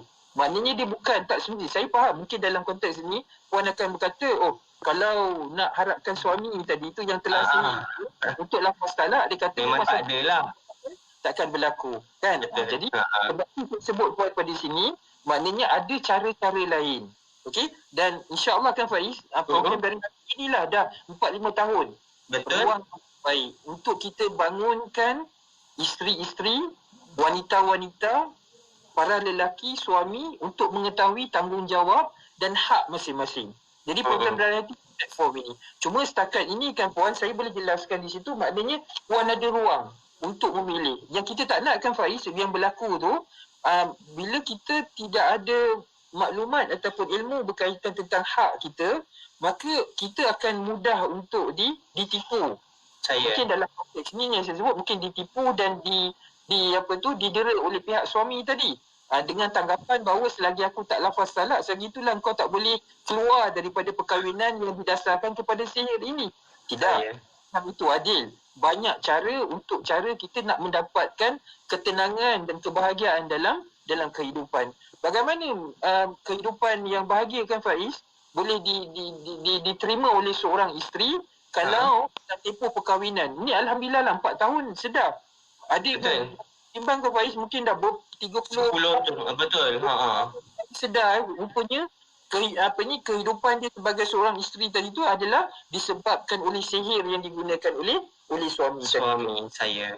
Maknanya bila saya sebut tentang sihir ni Faiz, dia terpakai bagi seorang suami ataupun isteri. Cuma kebetulan dalam konteks pada malam ini adalah pertanyaan isteri yang tanya. Isteri yang mendakwa dirinya telah disihiri. Maka kesimpulan kita kan puan, maknanya di sini puan berhak untuk mendapat kebahagiaan dan ketenangan perkahwinan yang didasarkan atas kehendak puan sendiri, kasih sayang puan sendiri. Dan kalau itu tidak ada, maka Islam dan undang-undang keluarga Islam memberikan ruang yang luas, alasan-alasan yang banyak untuk puan menentukan masa depan puan. Di situlah pentingnya Faiz untuk kita tahu ilmu pengetahuan berkaitan tentang undang-undang kekeluargaan ini. Wallahu a'lam. Terima kasih Ahmad Arif. Semoga jawapan dapat memberi penjelasan baik pada sahabat pendengar kita yang bertanya. Satu lagi soalan. Ini soalan kerap sangat kita terima. Sahabat kita bertanya, suami tak kerja, hidup nak senang je. Harap semua isteri yang lakukan dari kerja cari nafkah sampailah kerja dalam rumah. Tapi dalam masa yang sama nak pakai, si suami ni lah nak cari pakai barang branded, cari perempuan sana sini, dapat duit EPF umur 50 tahun, tinggalkan isteri tanpa bagi 1 sen pun. Boleh ke isteri tuntut nafkah tertunggak dan tuntut juga mut'ah? Okey. Terima kasih Faiz. Terima kasih. Yang ini pun terima kasih kepada puan yang bertanya soalan tadi. Yang ini pun kerap dan banyak berlaku Faiz dalam pengalaman kami di mahkamah-mahkamah syariah. Kita lalui kes-kes yang mana suami yang culas dan gagal melaksanakan tanggungjawab dia untuk tanggungjawab dia sebagai seorang suami. Dan saya juga kerap Faiz sebut kan, kita dan saya Prof Dr. Azhar kita bincang sama bagaimana Allah berikan kelembutan hati seorang isteri tadi tu. Dan saya tengokkan Faiz, terutamanya wanita-wanita Melayu ni yang mereka ni agak sifat loyal ataupun ketaatan itu kepada suami itu. Jadi yang ni bawaan, maknanya budaya dan pendekatan dan cara kita dididik tu menjadikan kebanyakan wanita dan isteri-isteri Melayu ni kan Faiz, dia agak loyal, dia agak taat kepada kepada suami dan sanggup untuk berkorban apa sahaja demi kebahagiaan dan juga seorang suami tadi tu yang dia dah pilih dan dia ambil sebagai suami. Jadi dalam konteks inilah Faiz, saya nampak bagaimana apa yang berlaku pada soalan yang puan bertanya tadi tu. Kita tengok dalam konteks mewujudkan perkahwinan yang kita sebut tentang untuk capai 3 objektif ketenangan, mawaddah, rahmat, kasih sayang tadi tu, dia melibatkan kerjasama. Sebab tu perkahwinan ni adalah partnership, Faiz. Kan? Adalah partnership. Maknanya kedua-dua suami dan isteri melaksanakan tanggungjawab masing-masing. Dengan lain perkataan, selagi mana kedua-dua suami dan isteri tadi gagal dalam melaksanakan tanggungjawab masing-masing, maka usaha untuk mewujudkan sakinah, mawaddah, warahmah dalam perkahwinan tadi tu agak sukar. Cuma dalam konteks saya tekankan tadi kan Faiz, tuan-tuan dan puan, bagaimana wanita-wanita pada pandangan saya dan observation saya di mahkamah selama berpuluh tahun ni, bagaimana wanita-wanita Melayu Islam yang terdidik dengan sifat kelembutan dan bersedia untuk berkorban kepada suami tadi. Maka dalam konteks inilah Faiz, tu yang saya katakan, bila kita sebagai seorang suami melihat pengorbanan kepada isteri tadi tu, sepatutnya kita tidak mengambil peluang. Kita tidak manipulate loyalty tadi tu, ketaatan dan juga pengorbanan isteri tadi tu dengan tidak bekerja. Lagi teruk Faiz macam ni. Tak bekerja. Okey? Isteri yang kerja bertungkus lumus, okey, keluar bekerja mencari rezeki, sedangkan tanggungjawab tadi adalah atas suami tadi. Betul. Yang lagi teruk lagi Faiz, macam mana yang puan bertanya soalan tadi, dah lah tak bekerja, lepas tu memilih pula nak dapat nak beli, isteri belikan benda yang branded. Kan? Mesti yang berjenama, yang mahal-mahal, tak boleh yang cikai-cikai ni, tak boleh, nak mahal-mahal saja. Okey. Kemudian pula Faiz, yang worst lagi, satu kekuatan yang zalim, bukan setakat mengambil, menggunakan, manipulate rezeki yang Allah berikan kepada seorang isteri tadi, tetapi juga mengambil peluang untuk berhibur, okey, dan being a womanizer, okey. Macam-macam wanita pergi jumpa semua dan sebagainya, okey, di belakang pada isteri tadi. So dalam keadaan ini kan Faiz, tu yang saya sebutkan, bagaimana nak wujud mawaddah tadi tu. Apabila seorang suami tadi tu yang tidak pernah bekerja, kemudian very demanding, mendapatkan habuan daripada seorang isteri tadi. Saya rasa kan Faiz, kalau seorang suami yang gentleman, saya rasa malu juga. Kita akan rasa segan kan, sepatutnya lah. Kalau ada perasaan malu pada seorang suami tadi tu, kan? Kalau katakan seorang suami yang ada perasaan malu tadi tu, dia kalau dia tidak bekerja saja dah ada timbul perasaan malu dalam diri tadi tu. Apatah lagi kan Faiz, kalau katakan dah lah tak bekerja, lepas tu pula minta macam-macam pula daripada isteri tadi tu. Okey, isteri tadi tu lah disebabkan kelembutan dia, sayang pada suami, bagi. Macam-macam bagi. Nak branded pula tu. Barang-barang berjenama. Tak nak yang baju-baju dekat beli kat pasar malam. Tak nak. Kan nak mahal-mahal. Bagi brand tu. Lepas tu pula tak menghargai. Kan? Buat pula satu perkara-perkara yang bertemu, kemudian being womanizer, macam mana yang disebutkan tadi kan. Tukar pasangan wanita apa semua dan sebagainya. Puan, kalau katakan puan dah mengetahui benda ni lama, sebab tu saya katakan ketaatan tadi tu, yang ni kan Faiz, bukan saya nak mengajar, cuma maknanya dalam Islam tadi tu dia ada had sesuatu. Betul. Dia ada had sesuatu. Sebab tu kenapa saya kata had sesuatu tu puan, Sebab hujung-hujung ni, diri puan ni termasuklah akal fikiran yang Allah berikan tadi tu, hujung-hujungnya akan dipersoalkan oleh Allah SWT tadi.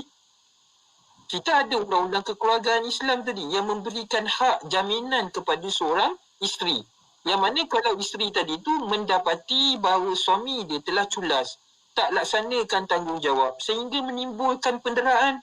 Saya percaya apa yang berlaku dalam kes ini kan Faiz, daripada puan tadi puan, mungkin kalau ada setengah-setengah tu, dah suami tadi tu terima habuan ataupun harta daripada isteri.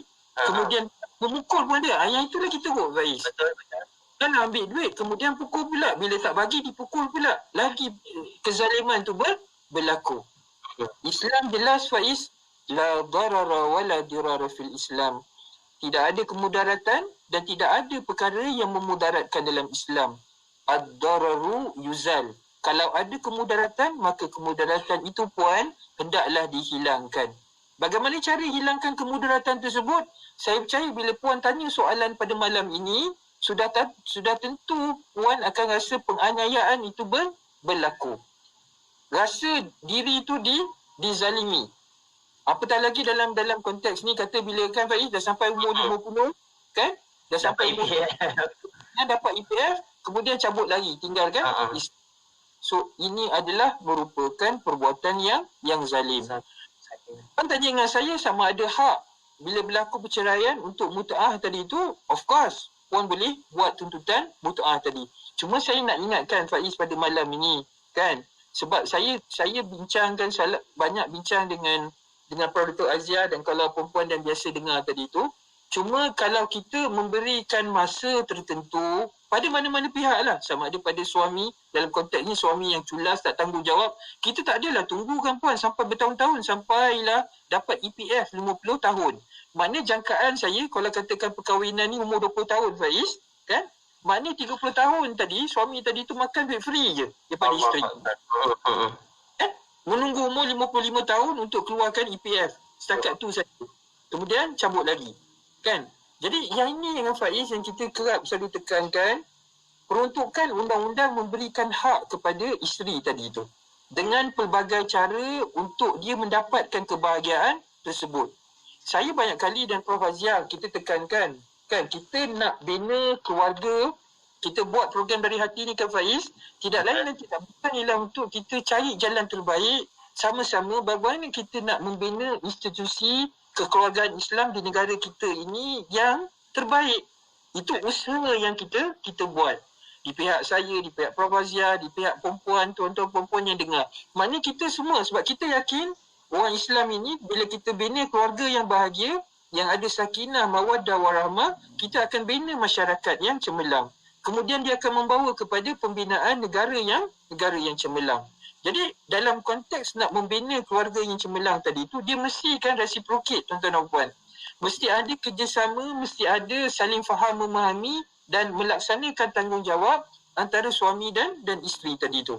Apa yang berlaku daripada yang puan tanya pada soalan tadi tu, untuk tempoh masa yang lama, hanya satu pihak saja Faiz. Yang kita nampak di pihak isteri saja yang melaksanakan tanggungjawab, suami tadi tu culas, sedangkan tanggungjawab tu ada pada dia.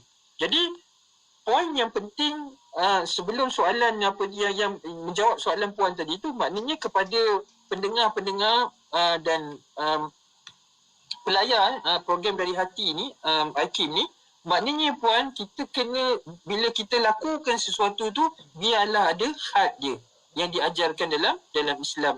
Kalau katakan memang dah tidak ada kebahagiaan lagi, satu pihak lepas dah dinasihatkan untuk jalankan tanggungjawab masih gagal, dan pada saya kan Faiz, ketika itu seorang isteri itu dia kena buat keputusan sebab dia berhak untuk mendapatkan kebahagiaan tersebut, untuk dia buat keputusan. Kena tanya pada kita, adakah dengan keluarga yang ada tadi tu kita nak biarkan sebegitu yang tidak ada memberi makna kepada kita, okey? Mungkin sebab malu pada masyarakat, malu pada itu, biarlah kita diibaratkan sebagai lilin terbakar dalam keadaan suami ataupun isteri tak laksanakan tanggungjawab tersebut. Jadi yang inilah yang kita tekankan, pembinaan keluarga secara bersama. Okey. tak apalah Faiz, dalam soalan tadi tu, kalau katakan benda dah terlepas, semua jadi pengajaran kepada puan yang bertanya soalan, mungkin jadi pengajaran kepada yang lain-lain yang mungkin nak bina keluarga tadi tu. Saya tekankan di sini tentang hak-hak yang diperuntukkan dalam undang-undang. Sama ada puan berhak untuk tuntut muta'ah, sudah tentu puan berhak untuk buat tuntutan muta'ah tersebut. Cuma muta'ah ini puan dia kena ingat, dia bergantung kepada kriteria kemampuan bekas suami tadi tu. Itu mahkamah akan lihat, melihat kepada sumbangan puan dalam tempoh pernikahan. Saya rasa yang ini tak jadi masalah. Okey, dan juga status puan sendiri. So yang ini dan tempoh perkahwinan.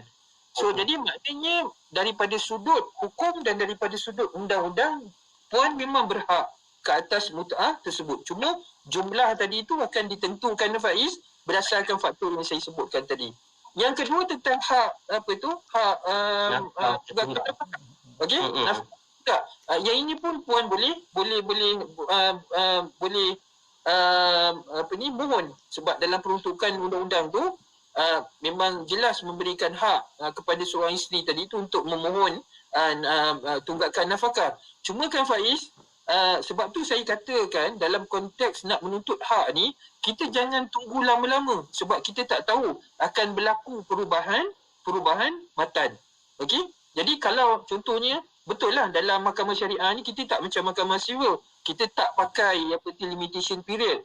Mana hak tempoh masa tu tak terpakai di mahkamah syariah sampai bila-bila boleh buat tuntutan kan. Tetapi kan Faiz, bila tempoh tu terlampau lama macam ni kan, dah berpuluh-puluh tahun, jadi dia agak sukar untuk mahkamah dan puan sendiri untuk memberikan maklumat dan keterangan di mahkamah syariah. Sebab itu peri pentingnya saya tekankan di sini kepada semua para pendengar dan pelayar FB Live dan Radio Hakim, yang kita nak didik kepada masyarakat ialah faham tentang hak tuan, tanggungjawab tuan khususnya kepada pihak isteri, wanita di luar sana, memahami tentang hak dan tanggungjawab dan bertindak mengemukakan tuntutan tersebut, dan jangan tunggu lama-lama. Sebab kadang-kadang kan Faiz, bila di mahkamah ni, bila tunggu lama-lama, kadang-kadang keterangan tu dah tak ada, bukti tu pun tak ada.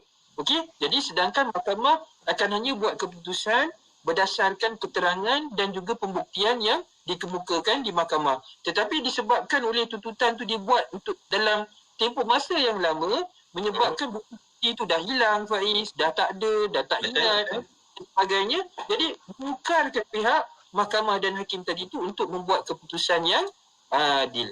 Wallahu a'lam. Terima kasih Ahmad Arif. Jangan bertangguhlah atas banyak-banyak urusan ni, sebab ada benda yang perlu diselesaikan dengan keadaan segera jugalah kan, insyaAllah. Kita nak berehat sekali lagi sebelum kita berakhir. Selepas ini kita dengarkan respon yang Ahmad Arif berkaitan dengan scam poligami, insyaAllah. Jadi anda jangan ke mana, kembali selepas ini dalam Dari Hati kita berkongsi mencari solusi.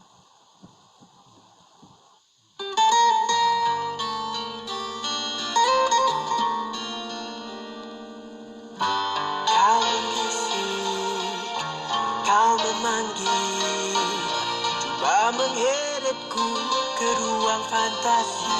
Bicaramu menggoda, semua bagai indah. Hanya mada sia-sia, racun berbisa.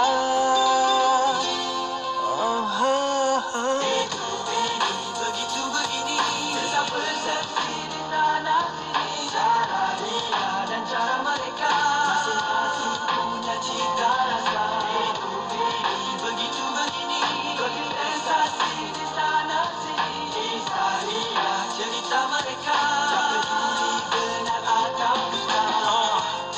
Aku merenung keluar tingkap, memikirkan masa aku yang kian singkat, merancang usaha aku yang perlu ditingkat, terkenang masa lalu yang lebih ringkas, pesanan ringkas di alat komunikasi, bisik belakang lagi gosip sensasi. Dulu geli hati, pernah ku minati, yang dahulu manis kini aku rasa basi. Bila diumpah kedepankan secebis umpatan yang lebih penting, lebih senang dilupakan. Yang gangsa digilap, kita sangka emas. Kaca dikejar yang berlian lekas terlepas. Nasi yang dikendong, senang tercicir. Bila sibuk mengejar madu mengalir dari bibir yang dijual murah.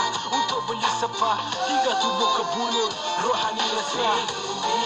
Begitu begini, rasa persepsi di sana sini. Cara dia dan cara mereka masing-masing punya cita rasa. Begitu begini, kopi sensasi di sana sini. Kisah dia, cerita mereka, benar atau dusta. Satu masa dulu kita dua sejoli. Di antara hobi bercerita di kedai kopi hingga pukul 2, 3, 4, 5 pagi. Malam tua tapi kita masih muda lagi. Gerak pantas mulut manis bila ada gadis. Macam baju tukar laju biar mereka menangis. Tak heran ada yang lain-lain. Kita sayang bukan sukan hanya main-main. Bukan tempat untuk aku mencemooh mencaci. Tapi aku bukan lelaki itu lagi. Kau ada hidup kau, aku punya hal sendiri. Lihat aku punya masjid indah yang terdiri. Jauh sekali tempat aku mengadili. Tapi aku harap kau pandai membawa diri. Kalau jumpa di luar pasti bertegur sapa. Jumpa ke rumah aku kalau ada masa. Hela dan dusta, punca sengketa, menghancurkan segala, bawa sengsara dan air mata.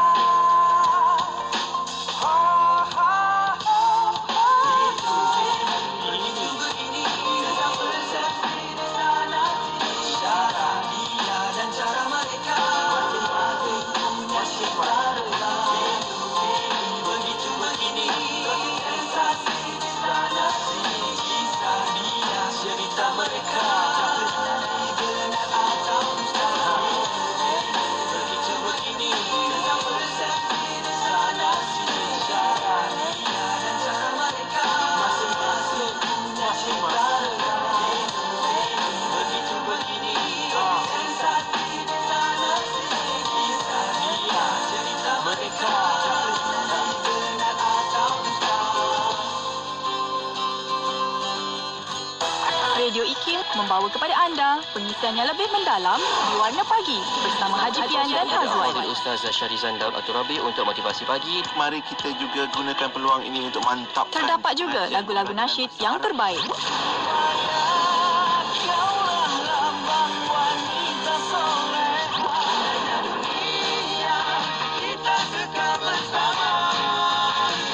Terus setia bersama IKIM, inspirasi Inforia Islami. Dalam hidup ni, semuanya ada pasangan. Kiri dengan kanan, kopi dengan susu, bulan dengan bintang. Tapi, pasangan yang paling awesome ialah Plan Smart Rate 1 Postpaid dengan telefon pintar 4G percuma. Yes! Anda akan dapat telefon pintar 4G percuma serta data sehingga 70GB dengan melanggan Plan Smart Rate 1 Postpaid hanya dari RM38 sebulan. Tunggu apa lagi? Layari rate1.com.my. Rate 1, back to basics. Filantropi Islam dan Wakaf Korporat di Malaysia adalah buku terbitan IKIM. Buku yang membicarakan tentang konsep kedermawanan, wakaf korporat dan jenis kedermawanan dalam Islam ini telah diterbitkan pada 2019. Buku yang banyak mengupas tentang konsep wakaf korporat ini sesuai bagi mereka yang sudah menceburi bidang ini seperti tokoh korporat, ahli-ahli akademik seperti pensyarah, pelajar-pelajar institusi dan kepada mereka yang berminat dalam menambah pengetahuan tentang wakaf korporat ini. Layari www.ikimniaga.my atau hubungi 03-6204-6389 atau 388 untuk mendapatkan buku ini segera. Hiburan mendidik jiwa. Kau tak nampak dia tapi Hanya yang terbaik di IKIM. Inspirasi Inforia Islami. Masa lagi terus setia bersama di IKIM Inspirasi Inforia Islami. Dari hati kita bersama dengan Yang Ma'arif Datuk Dr. Haji Muhammad Lain Haji Mukhtar, Ketua Hakim Syariah Malaysia, Ketua Pengarah Jabatan Kehakiman Syariah Malaysia bersama-sama dengan kita pada waktu ini untuk kita dengarkan perbincangan tadi dah. kita keudarakan 2 minggu dari sekarang untuk pertemuan kita dari hati untuk slot selanjutnya. Dan sikit saya nak tanya Mak Arif, ada berkongsi berkaitan dengan skam poligami baru ni awal Januari, 1 Januari Mak Arif bersama dengan Sinar untuk berkongsi tentang skam poligami, yang mana kalau kita ikut dah masuk tahun 2021 dan masih lagi ada individu-individu yang saya bertindak dengan cara menipu untuk dapatkan sesuatu manfaat untuk diri sendiri. Tipu alamatnya, tak maklumkan alamat sebenar isteri pertama. Jadi kita nak pastikan macam mana untuk tahun 2021 ini perkara kita dah maju dah, bergerak maju dah, alhamdulillah, dengan teknologi. Semakin canggih teknologi, semakin canggihlah fikiran manusia untuk buat macam-macam penipuan. Jadi kita harap mungkin tahun ini akan dapat sama-sama kita buat pembelaan bila sebut tentang isu poligami ni. Tak lain tak bukan kita tak nak penganiayaan terhadap wanita itu berlakulah. Yang Mak Arif, silakan. Okey, terima kasih Faiz. Tuan-tuan dan puan-puan pelayan FB Live, program dari hati yang saya kasih sekalian. Bila kita menyebut tentang skam poligami ini, bukan bermaksud bahawa pernikahan ataupun apa yang disebut sebagai ta'adduduz zaujat ataupun perkahwinan poligami ini adalah satu tindakan ataupun usaha ke arah mengharamkan poligami ini, Faiz. Yang tu perlu jelas. Poligami scam ni maksudnya ialah kita ada peruntukan undang-undang di negara kita, iaitu Seksyen 23 Akta ataupun Enactment Undang-Undang Keluarga Islam. Hampir kesemua negeri-negeri di Undang-Undang Kekeluargaan Islam dia ada peruntukan Seksyen 23 ini. So, bila kita tengokkan Faiz kepada peruntukan Seksyen 23 ini, dia sebut secara jelas tentang mana-mana suami yang ingin berpoligami, nak berkahwin satu lagi, maka undang mewajibkan kepada suami tadi untuk mendapatkan kebenaran terlebih dahulu daripada hakim mahkamah syariah ataupun daripada mahkamah syariah tempat dia bermastautin. Betul? Tempat suami tadi tu bermastautin. Saya. Jadi dalam konteks ini, pendekatan yang diambil di negara kita Malaysia ini berdasarkan surah An-Nisa ayat yang ketiga, bila Allah SWT menyebut tentang fankihu ma tabalakum minan nisa'i masna wa sulasa wa ruba' wa in khiftum alla ta'dilu fawahidah. Maka berkahwinlah kamu 2, 3, 4 dan wa in khiftum, sekiranya kamu bimbang tidak mampu untuk berlaku adil, maka cukup 1. Jadi tuan-tuan dan puan-puan yang saya kasih sekalian, pendekatan approach yang diambil dalam konteks pengubal undang-undang di negara kita ini mungkin berlainan, Faiz, dengan setengah-setengah negara. Sebagai contohnya di Tunisia dan juga di Turki, kedua negara ini mengharamkan langsung. Is total forbidden, absolute prohibition. Maknanya suami-suami di Turki dan juga Tunisia diharamkan untuk berkahwin, untuk berpoligami. Itu kedudukan di negara Turki. Manakala ada pula negara lain kan, Faiz, contohnya di negara Afrika, contohnya negara Islam, Nigeria, yang mana memberikan hak mutlak kepada suami untuk menentukan kemampuan dia untuk berlaku adil. Jadi Faiz, kita nampak kan, ada negara yang ekstrim langsung mengharamkan. Ada negara yang ekstrim mengharuskan dan membenarkan, tetapi kebimbangan untuk berlaku adil tadi itu diserahkan kepada suami tadi. Suami tadi menentukan sama ada mampu ataupun tidak untuk berlaku adil. Tidak ada timbul isu mahkamah akan bertanya kepada isteri-isteri yang sedia ada tentang rancangan suami. Betul ke? Kan Faiz? Suami tadi tu bimbang ataupun tidak untuk berlaku adil berdasarkan ayat Al-Quran tadi. Alhamdulillah Faiz, alhamdulillah tuan-tuan dan puan sekalian, pendekatan di negara kita ini berdasarkan kepada prinsip wasatiyah, pertengahan, maka approach-nya ialah pihak ketiga, mahkamah. Saya hakim-hakim mahkamah syariah di seluruh negara, dan mahkamah syariah itu sendiri sebagai institusi yang bebas, yang tidak mengenali suami pemohon poligami maupun isteri yang sedia ada, diberikan kuasa kepada mahkamah ataupun hakim tadi itu untuk menentukan sama ada suami tadi mampu ataupun tidak untuk berlaku adil. Jadi kalau tuan-tuan dan puan-puan bertanya dengan saya, di sini isu khilafnya. Kalau kan Faiz, kenapa yang orang marah tentang peruntukan ini? Marah, especially para suami, marah sebab kata kenapa ambil alih kuasa daripada seorang suami? Kenapa tak buat saja macam di negara Afrika, macam kebanyakan Timur Tengah, beri kuasa penuh kepada suami untuk tentukan untuk berlaku adil ataupun tidak. Pendekatan kita di negara kita untuk memberikan keadilan tuan-tuan dan puan. Bukan menafikan hak suami tadi tu untuk berpoligami. Kena ingat betul. Kalau tak kita akan ambil pendekatan macam di Turki dan juga di Tunisia ataupun di Maghrib. Okey, di setengah-setengah negara yang mengharamkan langsung poligami. Tak. Kita ambil pendekatan tengah, membenarkan, mengharuskan seorang suami untuk berpoligami, cuma nak tentukan sama ada suami tadi tu mampu ataupun tidak untuk berlaku adil, tak diserahkan kepada suami tadi tu Faiz.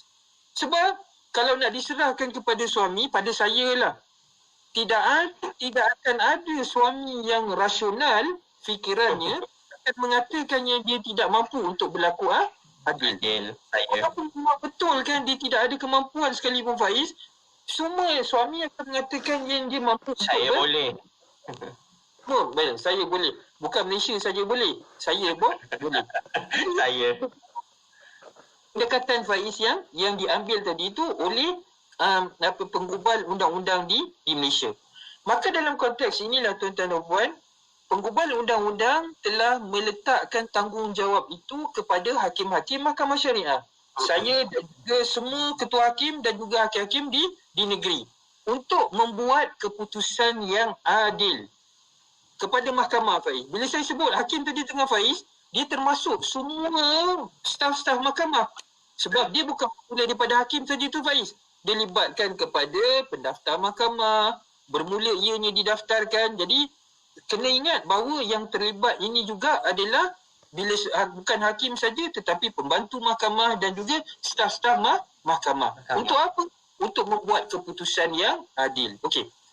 Peruntukan yang sama juga Faiz, dalam nak memastikan keadilan ini bukan saja diberikan kepada suami tadi untuk membolehkan dia mengemukakan tuntutan tadi kepada mahkamah. Tetapi juga penggubal undang-undang bagi memastikan keadilan ini bukan sebelah pihak.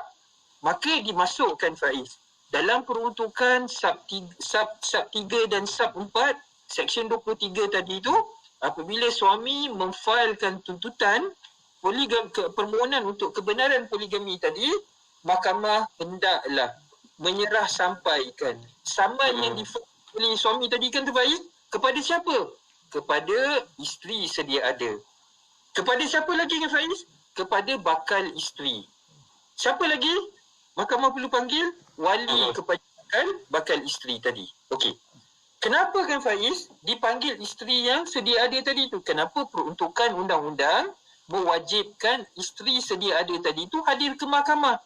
Tujuan dia tuan-tuan dan puan ialah supaya isteri tadi dapat bantu mahkamah. Sebab bila suami tadi tu dia failkan permohonan di mahkamah, apa yang peruntukan tadi mewajibkan? Dia kena beritahu kan dalam borang tu kan Faiz, berapa pendapatan dia, apa tanggungan dia, siapa tanggungan dia, apa perbelanjaan dia. Okey? Isteri sedia ada ni kan, keizinan dia ada tak diperolehi ataupun tidak. Yang ini adalah particulars ataupun perincian yang diisi dalam borang tersebut. Jadi bila diisi Faiz dalam borang tersebut, hakim tadi, mahkamah, tak tahu Faiz. Saya tak kenal pihak pemohon suami tadi tu. Betul. Kan saya kenal, saya tak boleh kendalikan kes tersebut.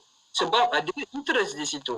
Jadi secara umumnya mahkamah sepatutnya tidak mengenali pemohon tadi itu. Maka dalam keadaan tersebut kan Faiz, okey, mahkamah perlukan keterangan daripada pihak lain untuk justify sama ada apa yang didakwa oleh suami tadi, gaji dia, pendapatan dia, tanggungan dia siapa, adalah benar. Maka tuan-tuan dan puan, dalam konteks inilah kenapa undang-undang mewajibkan isteri yang sedia ada tadi dipanggil ke mahkamah untuk membantu hakim mahkamah tadi itu untuk buat keputusan yang adil, sama ada benar ataupun tidak apa yang didakwa oleh suami tadi itu dalam perakuan yang dia isikan tadi.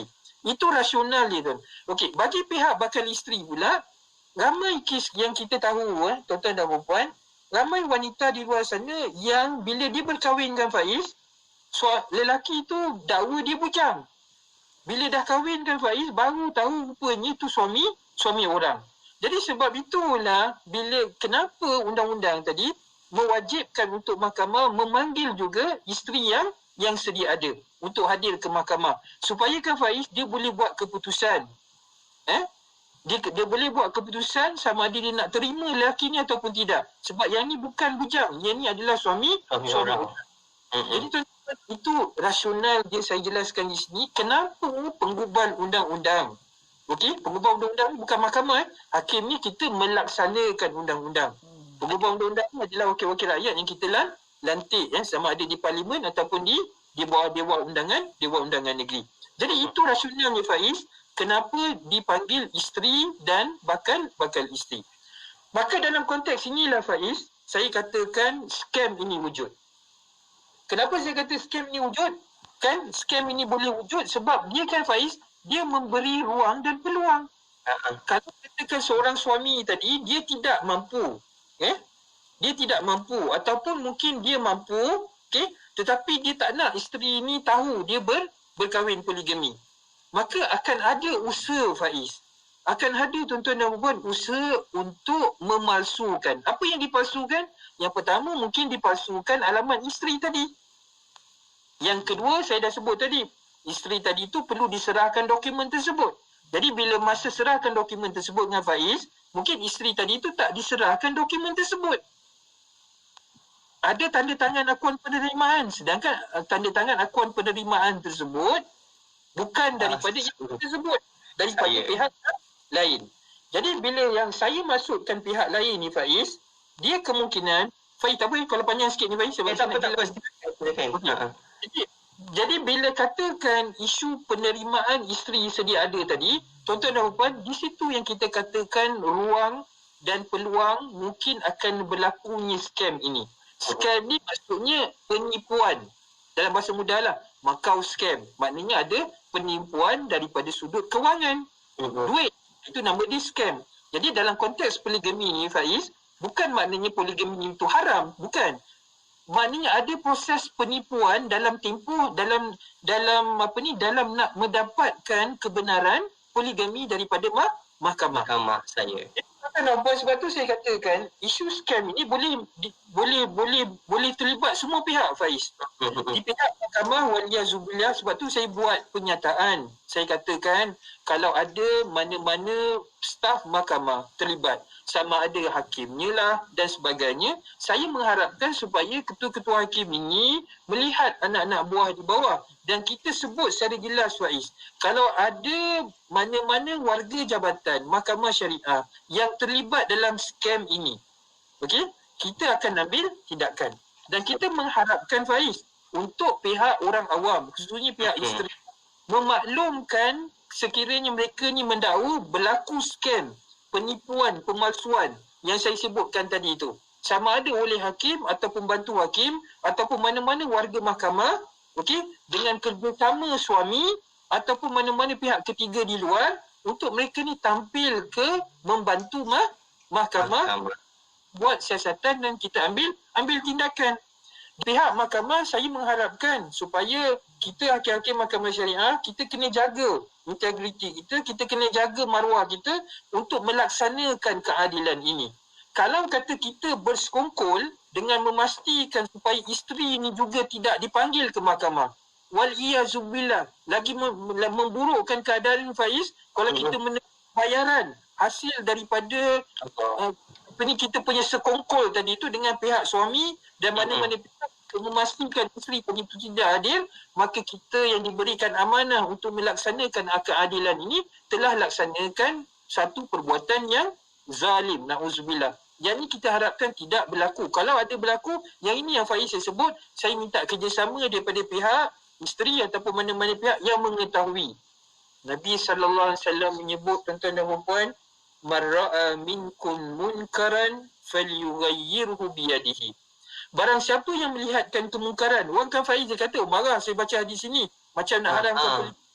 Maksud saya di sini, kemungkaran ialah pelanggaran kepada mana-mana peraturan.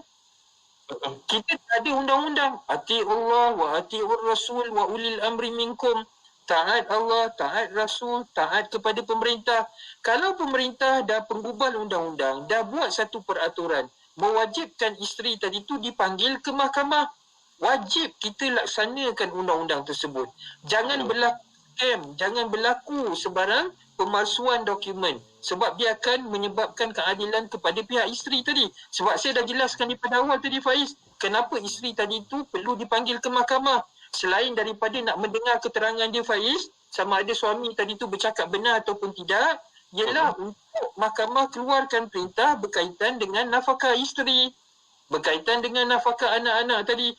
Faiz, bayangkanlah Faiz, bagaimana nak tentukan jumlah nafkah isteri dan anak kalau isteri dan anak tadi tu tak dipanggil ke mahkamah. Tak tahu macam mana, tak tahu berapa keperluan dia. Kalau kita bergantung kepada apa yang didakwa oleh suami tadi saja, setakat itu saja. Isteri juga Faiz dalam tempoh permohonan poligami tadi juga, dia berhak untuk mendapatkan perintah berkaitan dengan harta-harta sepencarian. Jadi bayangkan tuan-tuan dan puan-puan, berapa banyak kezaliman yang berlaku kepada isteri tadi sekiranya isteri tadi tu tak dipanggil ke mahkamah. Semata-mata scam ataupun pemalsuan dokumen, pemalsuan tanda tangan yang berlaku. Sebab itulah Nabi, barang siapa yang melihat kemungkaran, kalau tuan-tuan dan puan nampak kemungkaran, dan saya jelaskan perkara ini, saya daripada awal Faiz saya sebut.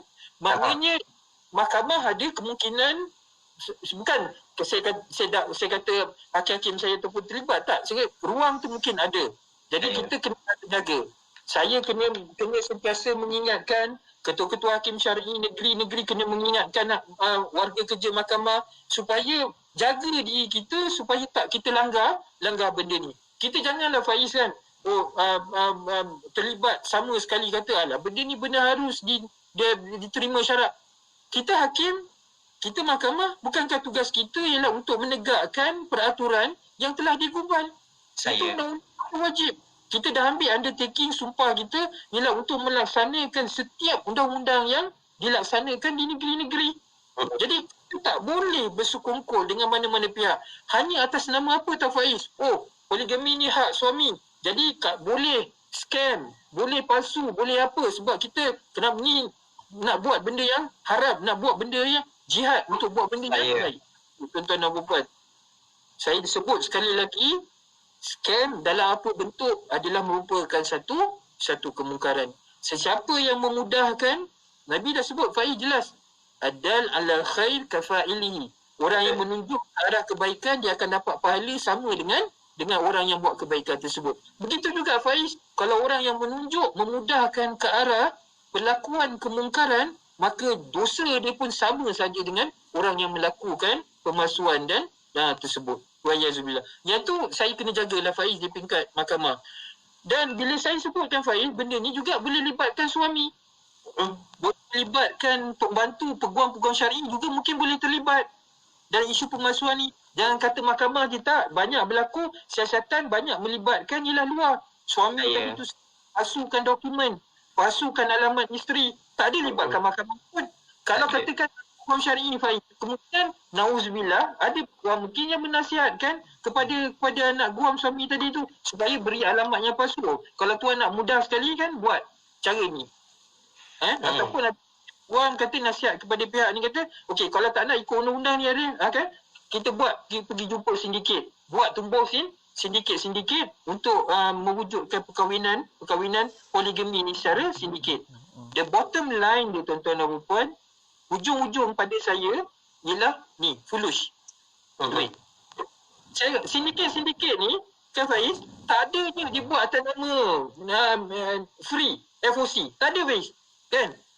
Dia gunakan, betul lah, dia gunakan isu bahawa ini benda kita nak buat harus, kita perjuangkan ni.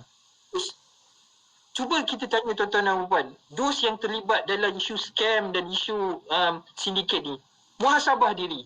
Mungkin ada yang ustaz-ustaz, saya dengar kabar kadang-kadang ada yang ustaz-ustaz, yang agama ni yang terlibat dalam ni. Cuba kita renung diri baik-baik, muhasabah, fikir balik kata, kan, kita cakap mulut kita kata benda ni kita nak buat benda yang kita nak galakkan pernikahan. Tapi dalam masa yang sama, kita ambil tak duit? Cuba kita buat benda tu free, tak ada Faiz. The bottom line is the money. Jadi bila duit ni tuan-tuan dan puan, yang ini yang kita sebutkan tentang rasuah, wala ta'kulu amwalakum bainakum bil batil. Jangan kita gunakan isu ini kita nak galakkan orang menikah saja ni. Ini undang-undang manusia saja. Tapi dalam masa yang sama Faiz, dia foolish dia ambil. Jadi maknanya dia bukan isu nak mengharuskan nikah tadi tu. Tak ada, there is no such thing as freelance. Sebab tu saya kata, saya ajakkan Faiz kepada scammer ni semua, muhasabahlah. Muhasabah diri, fikir kata kita buat benda ni memang niat nak mengharuskan poligami ni ke? Kan? Ataupun disebabkan ada keuntungan duniawi, duit yang kita dapat. Jadi sebab itulah tuan-tuan dan puan, saya mengajak kalau kepada rakan-rakan di luar sana, kalau ada pihak-pihak yang terlibat dalam ni, kita kena berhenti. Sebab akan berlaku kezaliman.